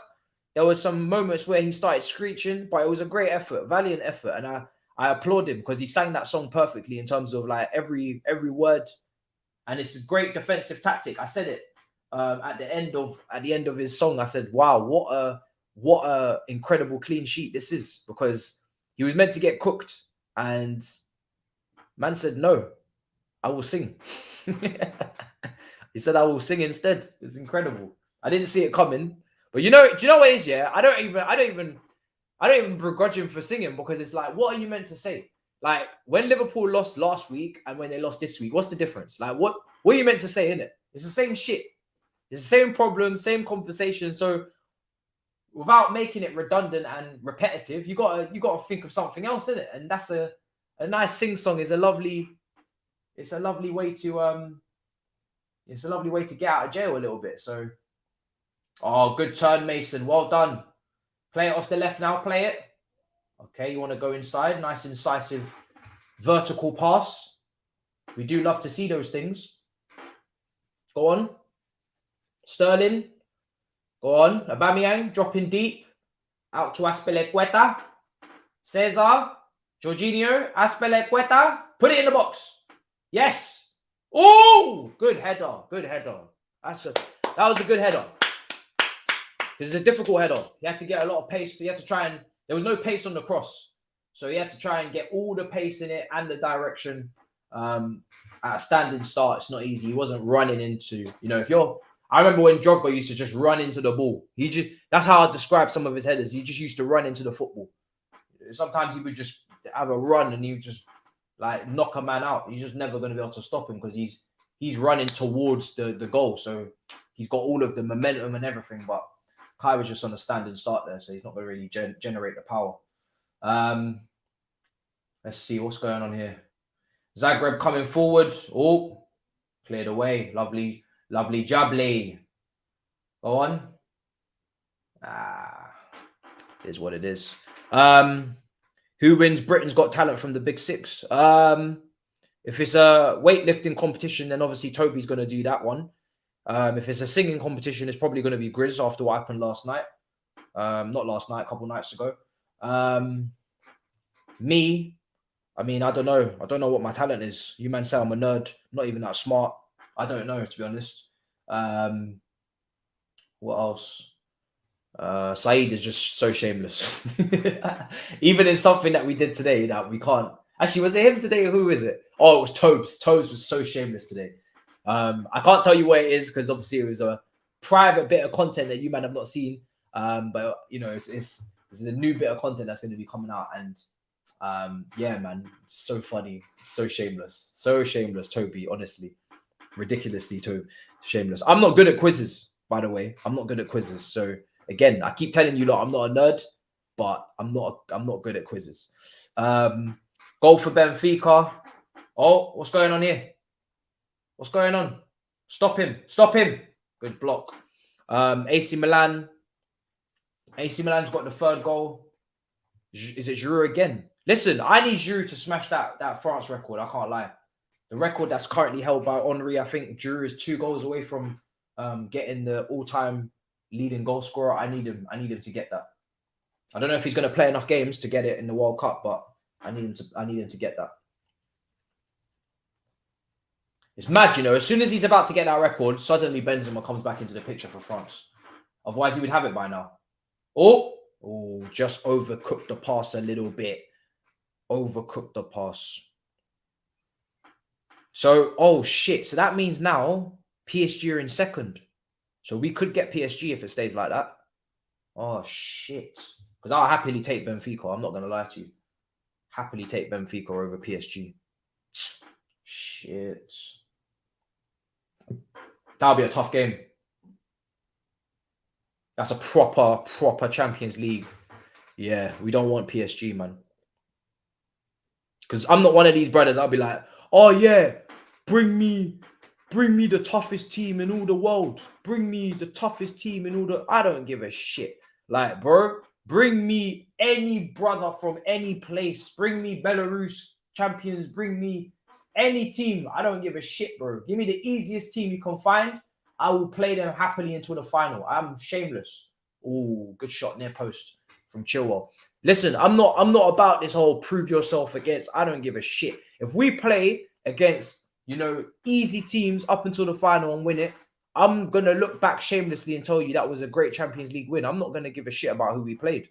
So I will never give a crap about that, man. I want the best fixtures to get my team to the next round. That's all I care about. I'm not interested in nothing else. Because as soon as you get to that semi-final, I swear you believe you can win it. It doesn't matter who you are. If you can just make it to the last four, you can win. You can feel like you can win it. It's just about getting through the knockouts and the quarterfinals. Those are the two ones. If you can get through them, you're basically touching the trophy. I'm telling you. Because the semi-final is like, that's nervy. Because you know that you're just literally almost there. You're literally one step from the final. So I'll happily take two easier teams in those 2 rounds. If you take one in the knockouts and one in the quarterfinals, I'm happy with that. All right, go on. Play it early. Oh, why don't we play it early? Sterling. Oh, that's a shit pass, man. That's a crappy pass back. Chilwell, Sterling. Chilwell. We need to get a 3rd goal. Go on. Oh, my God. How have we not got the 3rd? Oh, Jesus. It's right across the box. It's a tap-in. Why are we on our heels? Is he offside? Oh, do you know what? Maybe just too much pace on the ball. I don't know. He had to try and stay on side, and then after that, he's just not getting there, is he? But oh man, we should really be 3-1 up, man. Oh, lovely, Jorginho. Oh, lovely ball. Go on, Mason. Ah, corner. Playing well. Come on, the boys. Yeah, this is what we love to see. The mighty Chelsea. Hopefully picking up the wing. Nice football. Yeah, lovely stuff. Lovely stuff. Proper Chelsea. Proper Chelsea, man. You haven't seen Mount the whole game? Really? I've seen Mount a lot, to be fair. I think that's a bit harsh. I think that's a little bit harsh. I'm not going to lie to you, bro. I'm not going to lie. Come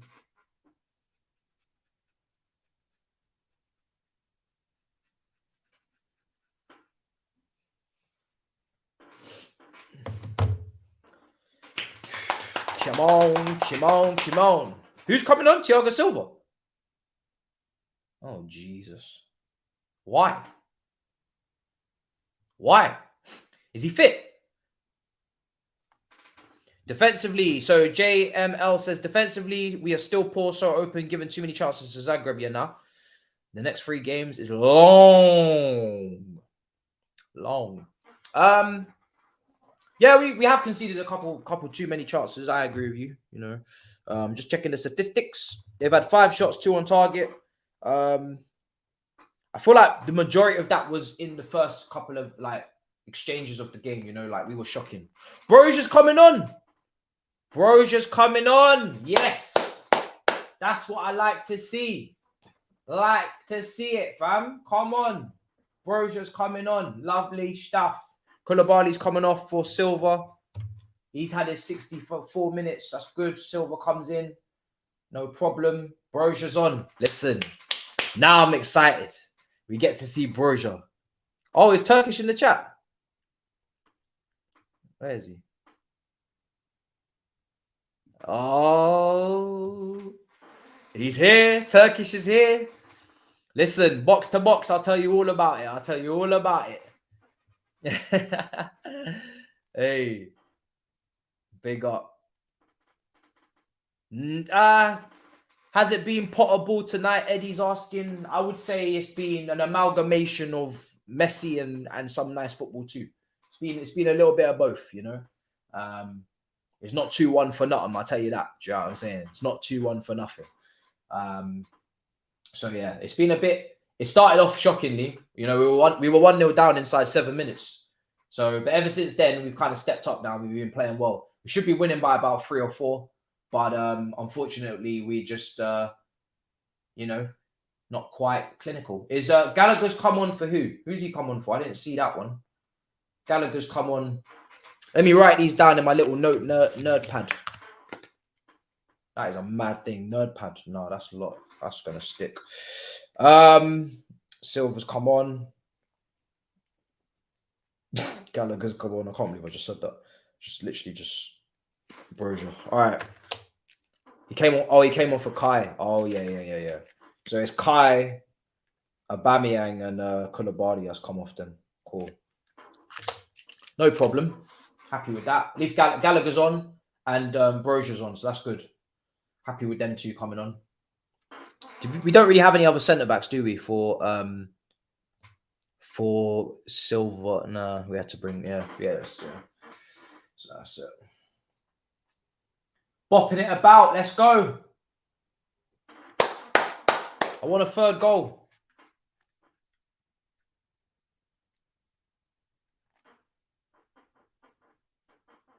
So like a party in here now. Do you know what I'm saying? Much like things are happening. Mr. Things are happening. Do you know what I'm saying? Much like that guy. Having a party now. It's a little bit of a rave. Dare I say it? I might make it a rave if we win. If we get a third goal, I'll make it a rave in here, fam. I'm not going to dance like that guy on Twitch, though. What's his name? Gerard Marano. That brother was twerking on Twitch for Barcelona transfers, and now they're in the Europa League. You're going to have to hold that, mate. I wouldn't mind actually interviewing him or having a little word with him. See how he's feeling now. That man was enjoying the transfer window. He's out here brucking it down on the wall, twerking up here everywhere. Got all of the players on the wall like it's a hit list, ticking them off one by one, signing up everybody, celebrating transfers like as if they're trophies. And now man's in the Europa League. I ain't seen him twerking. I ain't seen any flashing lights. Like, where is this brother gone? Where is he gone? Because I got the flashing lights. I said I'd get them just like he did. You know what I'm saying? I said, let me get the flashing lights out as well. I don't know what, like, I'm looking at Barcelona. I'm trying to see if we could draw them in the knockouts, and I don't see them as a viable option. I won't hear Barcelona in the pot on Monday. I won't hear it. When they're reading out all the names, I won't be hearing Barcelona, which is insane. Someone should say to him, football is a humbler. Bro, that is exactly how I would start that show. If I was doing a show with him, I would start that with football as a humbler. I'm telling you. And he wouldn't know what the hell I'm talking about, but I would just say it just to say it. And then I'd move on. Just because you guys would know what I mean. And then I'd just move on. I'd be like, football is a humbler. Humbler. Legit. 22 minutes left on the clock. Oh, please don't tell me Zakaria is injured. Can't we have anything nice? He's not injured, surely. We can't have anything nice, man. Bloody hell. He is injury prone a little bit, though. I have to tell you that. So, what's going on? Vamos Nuno Mendes has PSG scored. Hopefully. I'm not trying to see them in the round of 16. Hopefully PSG have scored. Oh, they have. They're 2-1 up. Oh, brilliant. Oh, great. Yeah, man. PSG are doing their thing. Good stuff. So that means, as it stands, PSG are back to the top of the group. No? Yeah, they should be. Yeah, that's good. Because Benfica are winning, so PSG need to win.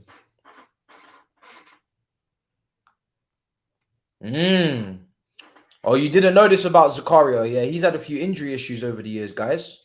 Some of you man were ready to sign him up after the first half. You want to bring in another injury-prone midfielder? Yeah? You want to bring on another injury-prone midfielder? Oh, my goodness. We have bought an injury-prone midfielder to replace injury-prone midfielders. Or loaned one. That's a shame. Well, it's been a good performance. It's been a good performance from him. Well, unfortunately, now he's out. And Loftus-Cheek comes in. So, yeah. There's the downsides to Zakaria is that he does pick up some injuries. I don't even know what happened, if I'm honest. I was too busy looking at the chat. Jesus is Lord. Jesus is Lord. Aspelequeta. He won't play again until League Cup games. Loftus-Cheek. Thanks for everything, but sayonara, blood.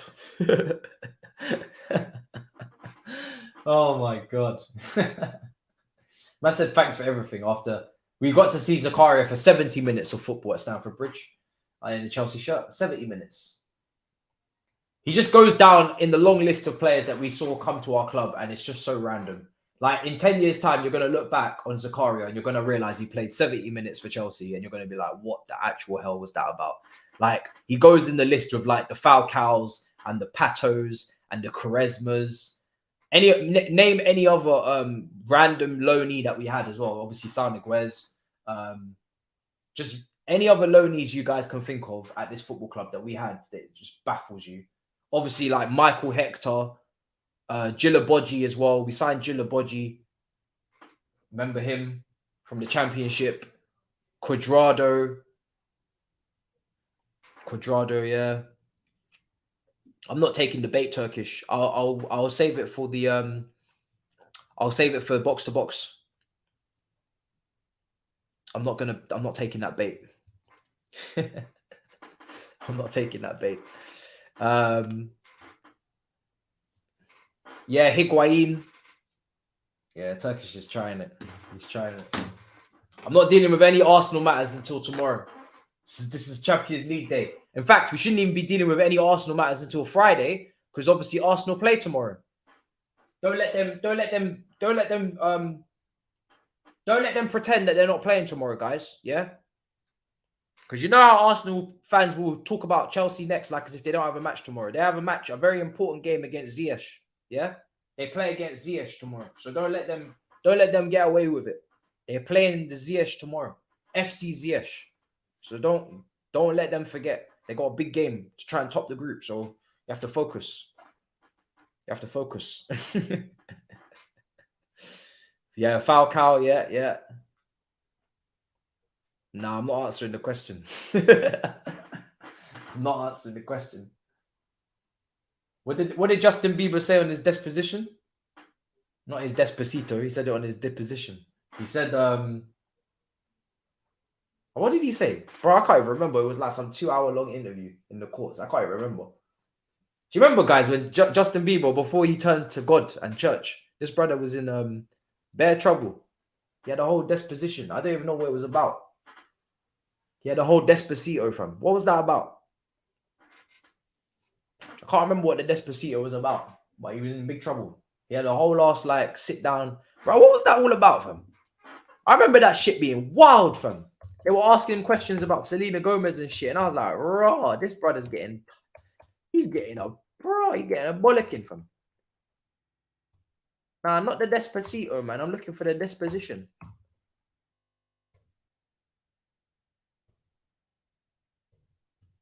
Deposition? I don't even remember what it is. Yeah, deposition, that's it. That brother got interviewed, fam. He was young back then, though. Can't remember what the hell it was about. Plead the fifth. Free kick. Oh, tipped over the bar. Tipped over the bar. Brilliant free kick from Mason Mount. Going right in the top corner. Or maybe would have hit the crossbar. Oh, that's unlucky. Would that have gone in? I don't know. I can't tell if that had gone in or not. I can't tell if that would have gone in, but it was a really, really well struck free kick. Julian Alvarez has scored. So that's I don't know. Listen, Expressions and Troops, they say my name wrong on purpose. You have to, don't mind them. They keep calling me Matthias and Mattress and all these things. Don't worry about it. Next time they say that, I'm just going to say they don't know how to read. That's what I'm going to say. Because that's a famous artist from. That's a famous French artist, Henri Matisse. And also, when I checked, there was some other sports player in America that's called Matisse as well. I think he plays basketball. So this is a disgrace. Do you know what I'm saying? My name is very famous. You can't be out here getting it wrong. Unless you got like a E in English language. I'm going to say that next time, Tim. I'm going to say you obviously didn't pass English language. Do you know what I'm saying? Yeah, man. It's a fun little battle we got going on. I can't wait until when we play Tottenham. Because I feel like we can go to their ground and win. I don't even give a shit, fam. I'm telling you. We can go to their ground and get a win. I'm telling you. 100% we can do it. It's a disgrace. I've got so many names. I've got bottom left. I've got nerd. I've got virgin. I've got mattress. I've got Mateus. I've got Matisse. What else is there? Gremlin. Bruh. Man must have about 10 names. I need to start a clothing line. I can't lie to you. I really do. I need to start a clothing line because there's no way I can have all these names and I haven't even got them tagged. It's insane. Malcolm X, fam. Malcolm X as well. How many? Bro, it's insane, fam. It's insane. I've got Smart Guy as well. Smart Guy. And I don't even know where that's from because I'm too young for that. I got Smart Guy.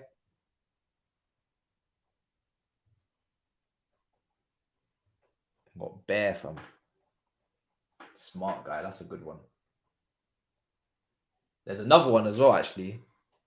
Can't remember, from some other children's show or something from back in the day. Penfold. What's that? I don't even know what Penfold's from. I think that was Expressions as well. Expressions alone has given me about 4 or 5 different nicknames, to be honest. I think Penfold as well is another one. Penfold cartoon from Danger Mouse. So I've been given a lot. I've probably got about 15. I can't lie. And then we're not even talking about the Sadio Mane one as well, when my hairline was all the way back there. Or when I was bald and they were saying bald teeth as well. I'm going through it, man. I'm going to have to write this shit down. I'm not going to lie. I might have to write all these down. It's a lot.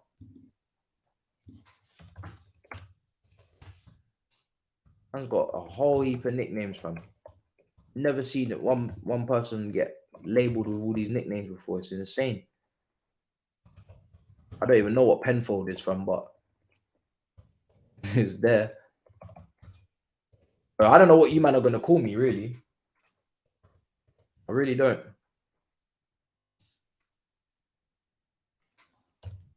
Actress, you know. It's insane. Mateus and all this. Bruh, fam. And we'll never have one name again, fam. Right now, I'm up to nearly 12 names, fam, from what I've counted.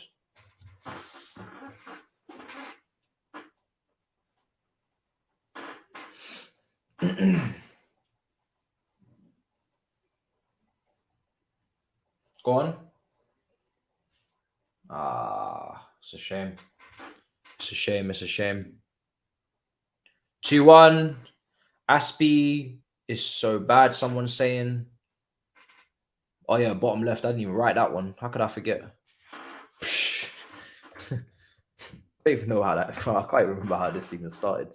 It's bottom left from... I used to be able to draw, yeah. But unfortunately, I lost my talents. Bald teeth. I didn't even write that one as well. I'm going to save these. Back on it. When it's all said and done. He was a man of many names. No one knew his actual name. Steve Urkel. See what I'm saying, fam? That's another one.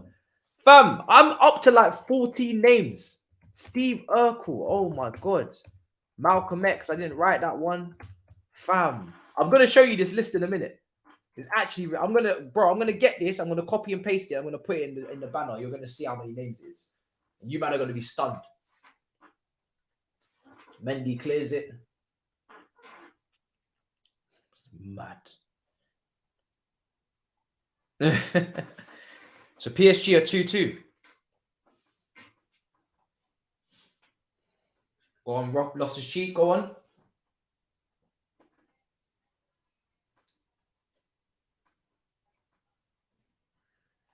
Go on. Shot. Wide of the post. Wide of the post. No, Carlton Banks is Lewis. That's not me. Yeah. Carlton Banks is not me. Oh, did he? PSG are still winning 2-1, guys. Don't worry. Don't stress. PSG are still winning. Everybody relax. Calma, guys. Calma. Okay? They're still 2-1 up. Don't worry about it. You, man, do not want to see any difficult draws, isn't it? You're like, yo, I'm not trying to see any of this. Ball in. Go on. Sterling. What we got? Sterling, good ball. Oh my God. How are we not getting anybody on the end of that? We've got tall giants in this box, man. Silver's, Loftus-Cheeks. Trevor, I think, is still in there. Kai, no, Kai's off.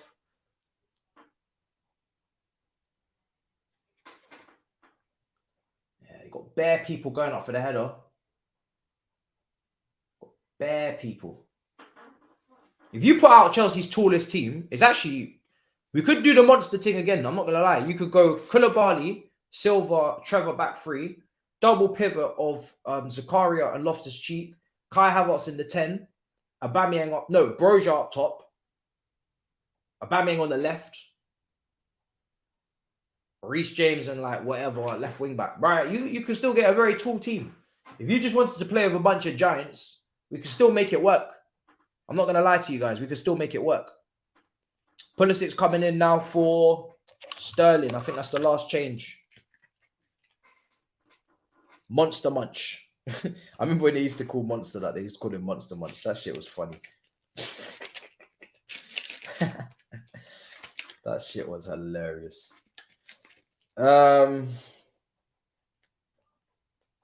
Pulisic's come on. Lovely jubbly. Mendy's in goal. Yeah, man, it's a tall team. It's a tall ass team, bro. No, I wouldn't underestimate. I wouldn't underestimate Benfica. I just would prefer Benfica over PSG. They are good though. Oimatis, I got to say that high standard segment for Tobes the other day was enjoyable. Yes, bro. It was insane. I'm not going to lie. It was unbelievable. Because it really rattled him. You could see in his heart and soul, he was like, wait a second. Why do I have high standards? I've not seen anybody in this club pick up a Premier League or a Champions League. So where are these high standards really coming from? It's jokes. He was not happy, fam. He was very, very, very confused. He was like, how am I meant to deal with this one? Oh, it was actually hilarious. So funny. You could see man was very rattled. Yeah, I enjoyed. Bro, I had to. As soon as I seen you do that, I was involved immediately. Turkish. I was involved. As soon as I seen you say that, I was like, yes. Less time to dig into Tottenham. It's very much time to get involved because, listen, as much as Toby says anything to me in the short term, he can never say anything in the wider scheme because it's mad. He's the only person on that panel that's never witnessed any success. It's actually sad. I can't lie to you. It's actually serious levels of sad. God forbid if they had ever won a Champions League against Liverpool there, when Poch played Harry Kane and they kind of bottled it a little bit. If they had ever played and won that match, wow, we would never hear the end of it. Never. If Tottenham ever got their dirty hands on a Champions League trophy. Oh Lord. That's the kind of shit that happens on Football Manager. Like it doesn't work in real life. It just doesn't look right, to be honest. Gallagher just hit the post there, isn't it? Wasn't far away. Was that Gallagher? Yeah, not far away. Yeah, man, listen. Benfica, there's no disrespect, but I'm taking them over Messi, Neymar, and Mbappe. Listen, there's levels to this. Was that Mason into Pulisic, onside into Gallagher? Oh, it's a great save. It's a great save. Mason to Pulisic. Lovely little reverse pass into Gallagher. Shot saved. Lovely stuff. We're not far from the end, guys. Just a couple 6 minutes to go or something. We're looking good. Yeah, it's true. It's very true. I think, yeah. I scored bro, I'm telling you, I've been using Zakaria in FIFA. You know what I mean? We can't finish our food, 100%. But I said it in Korean mode. I was like, fam, I scored a banger with Zakaria. I'll show you guys. If you haven't seen it, it's on Instagram. I'll show you after the match. I'll show you both the bangers, actually, that I scored. I've scored some bangers. But it's because, for some reason, automatically, my players just do want to do scissor kicks when the opportunity arises. They just want to do scissor kicks. For no reason. There's like... Even when there's no reason and there's no need to do a scissor kick, they will do one. So here's what he does. I'll show you that. Some belters were scored. I'll show you the Zakaria one. The Cucurella ones, it is what it is. Yeah, I'll show you the Cucurella one as well if you want. Cucurella one was nuts. 3 minutes left. If you hold L2 when the cross comes in, they always try an acrobatic. Oh, okay. So that's what I'm doing. I'm probably just holding it just out of like force of habit. That's probably what I used to hold previously when I used to go for headers. So now I'm just doing it. And then, yes, that's what's happening. I don't know why I just haven't thought to just stop pressing the button. Because, like, obviously if I just press circle, then obviously that's not going to happen. Couple minutes to go. I really don't know how this isn't 3 or 4-1. But it's one of them things where just get the job done and get out in it. Here's Jorginho. Switches the play. Little poke round the corner. Lord of mercy.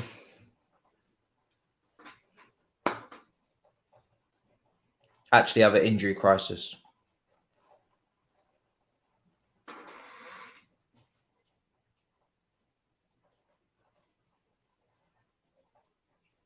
Oh. Ruben, go on. Come on, man. Just get the third goal. Come on, guys. Play it, play it, play it. Oh, my days. The pass was there to be played.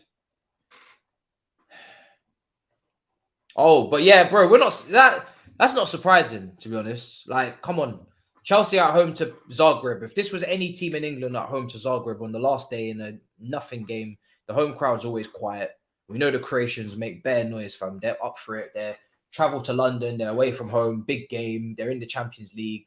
It's not guaranteed for them every year. They're going to make bare noise. That's just how it goes, fam. Do you know what I'm saying? That's just how it goes. The Eastern European crowds are always loud. Always loud. You got Red Star, Belgrade. You got Kiev, Zagreb. All these teams. They're always bare loud. Always. Their atmospheres are nuts. I'm trying to think of the rest of the teams as well. Red Star, Belgrade is nuts. But yeah, their atmospheres are always... They're always going to be better. Always. Goes without saying. If Benfica score... Oh, that was close. Mason's come close on these free kicks, to be fair. His free kicks have been good. No, I think Benfica need to get. Someone said they need to get 6. But Mason's free kicks have been all right today. They've been good. I think it's pissing down with rain in London at the moment. I can hear it outside my window. Yeah, bro. Red Star Belgrade is chaos, bro. I wouldn't take myself there, let alone anyone I loved. Wouldn't take nobody out there, fam. Taking a risk with your life. It's mad. Them ultras are serious. They conduct serious business. Aspie out to... Oh, Jesus, played it short. Oh, bro, we need to get a new right back. We need to get a new right back, man. Jesus Christ. Long day. Even on FIFA, it's long. Long, man. It's not Reece James, it's long. Really is long. We need to get a new right back ASAP.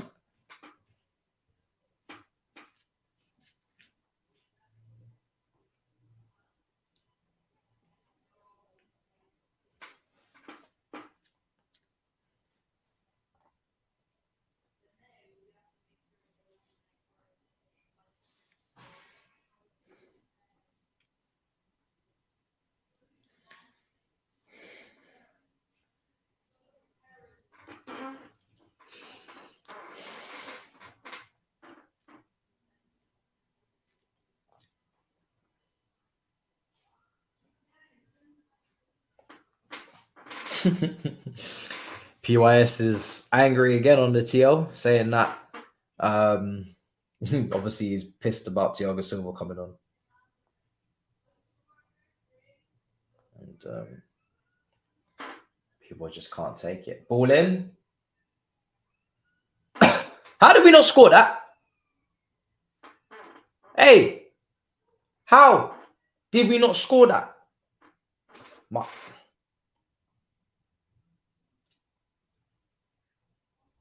Pulisic should have an assist.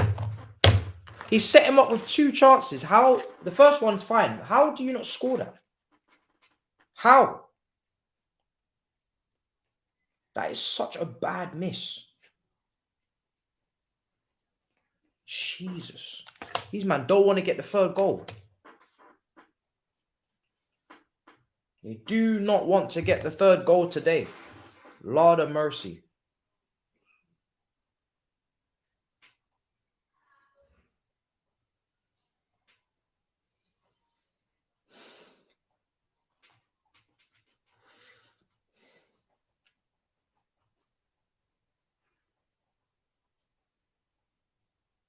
Jesus. Go on, Chilwell. Oh, Chilwell pulled up with a hamstring. Is that what I just saw? Oh, fuck's sake. I've just seen Chilwell go off there with a hamstring, guys. Is he okay? I saw him holding his leg. Yeah, I've seen the chat. Yeah, we could get PSG. I'm trying to focus on that, and on top of that, Chilwell's injured. So Chilwell's injured, pulled up with a hamstring because he just started holding his hamstring, and he's down on the ground. So Chilwell will be out for a couple of weeks. You can tell you that right now.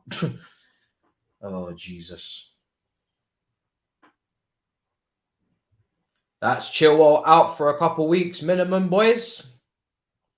Another injury. You saw the hamstring.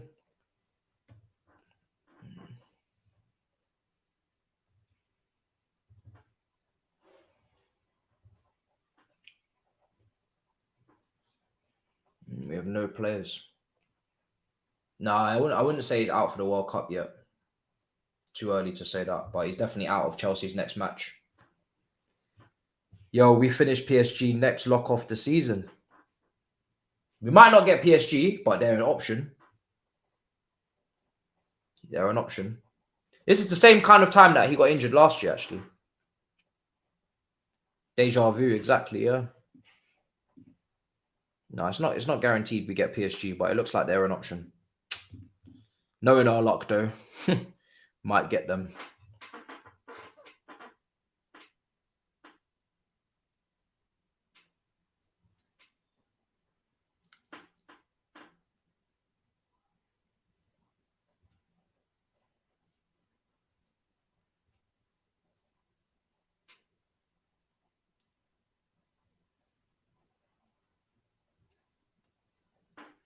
Ball in.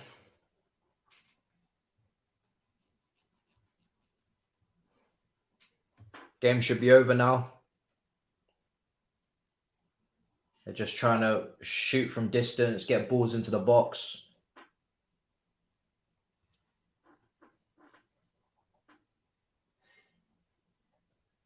Hacked away.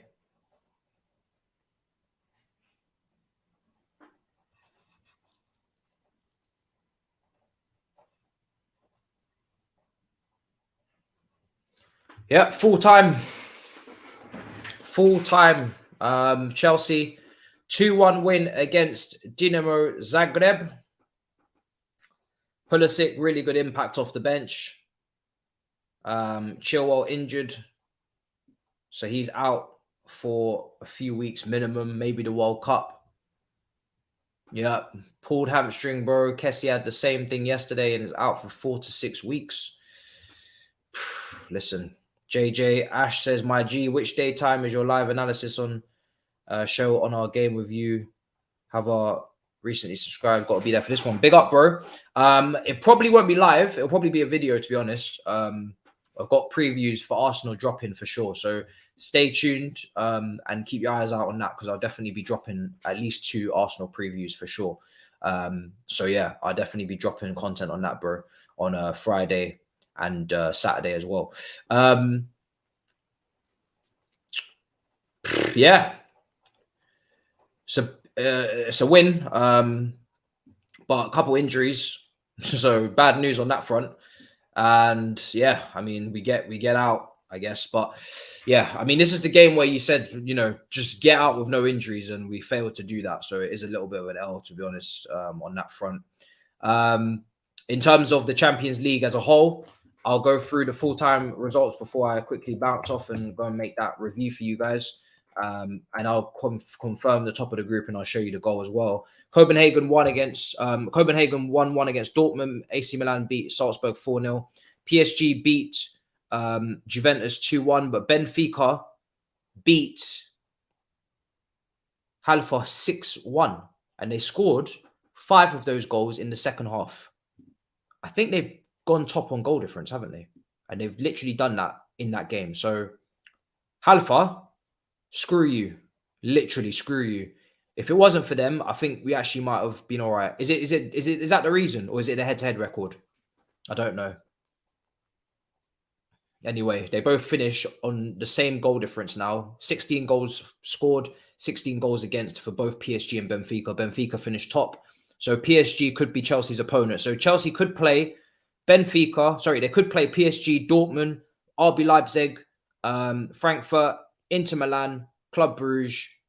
Those are the options at the moment on Monday, and those are the options, period. So keep your eyes out on the draw on Monday. Those are the teams we could play. Or are PSG still top? I don't know. Some people are saying, but from what I can see, it's PSG that are second from the latest on Google. So yeah. So yeah, PSG at the moment are an option. We could get PSG. I'm pretty sure we could. So yeah. 2 injuries. Not good news on that front, but yeah, I mean, it's happened now, isn't it? So there's nothing we can do. I have to say massive appreciation to everybody who supported on the stream. You guys were locked in. Massive thanks to the super chats as well. You guys were quality, man. Really generous donations. I always appreciate that a lot. And thanks for subscribing if you have. Lots of content coming. All You Can Eat Chelsea will be tomorrow. And then on top of that, we've got loads of Arsenal previews dropping as well. Watchalong for Arsenal will be on Sunday, same way. FIFA career mode will probably be hopefully before Arsenal. You know, I hope to do another episode of the career mode on here before the Arsenal match. I'm sure I'll be able to find a slot for it.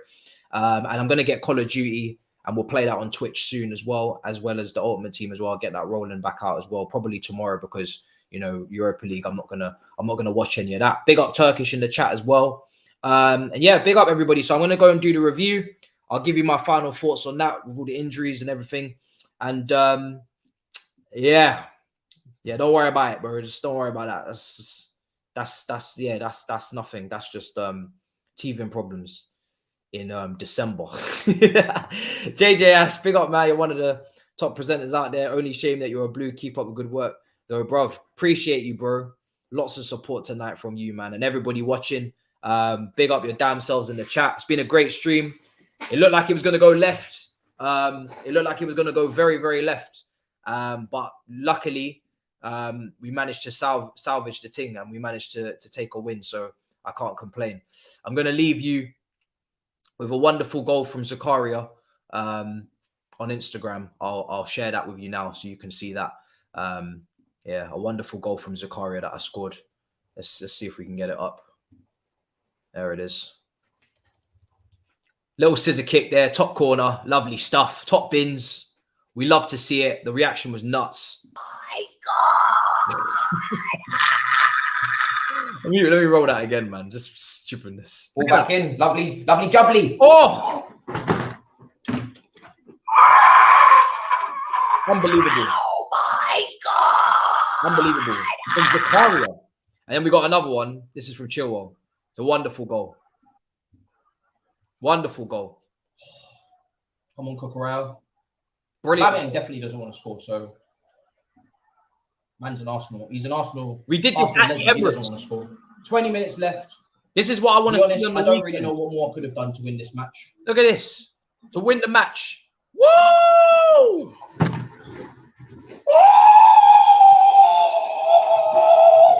Fucking hell! Shit! Oh my God! Oh my God! Yeah, I was bro. This is what happens on career mode, man. It's got me out here sounding like a creature, fam. Man, am I saying hobbits, gremlins, and all these things. So yeah, 100%. It was late at night, fam. These are the noises that I made. I'm telling you, it's FIFA career mode, man. So lock in. Very dramatic, but yeah, big up your damn selves. I'll see you, man, for the review in a bit, people. Peace. Come on.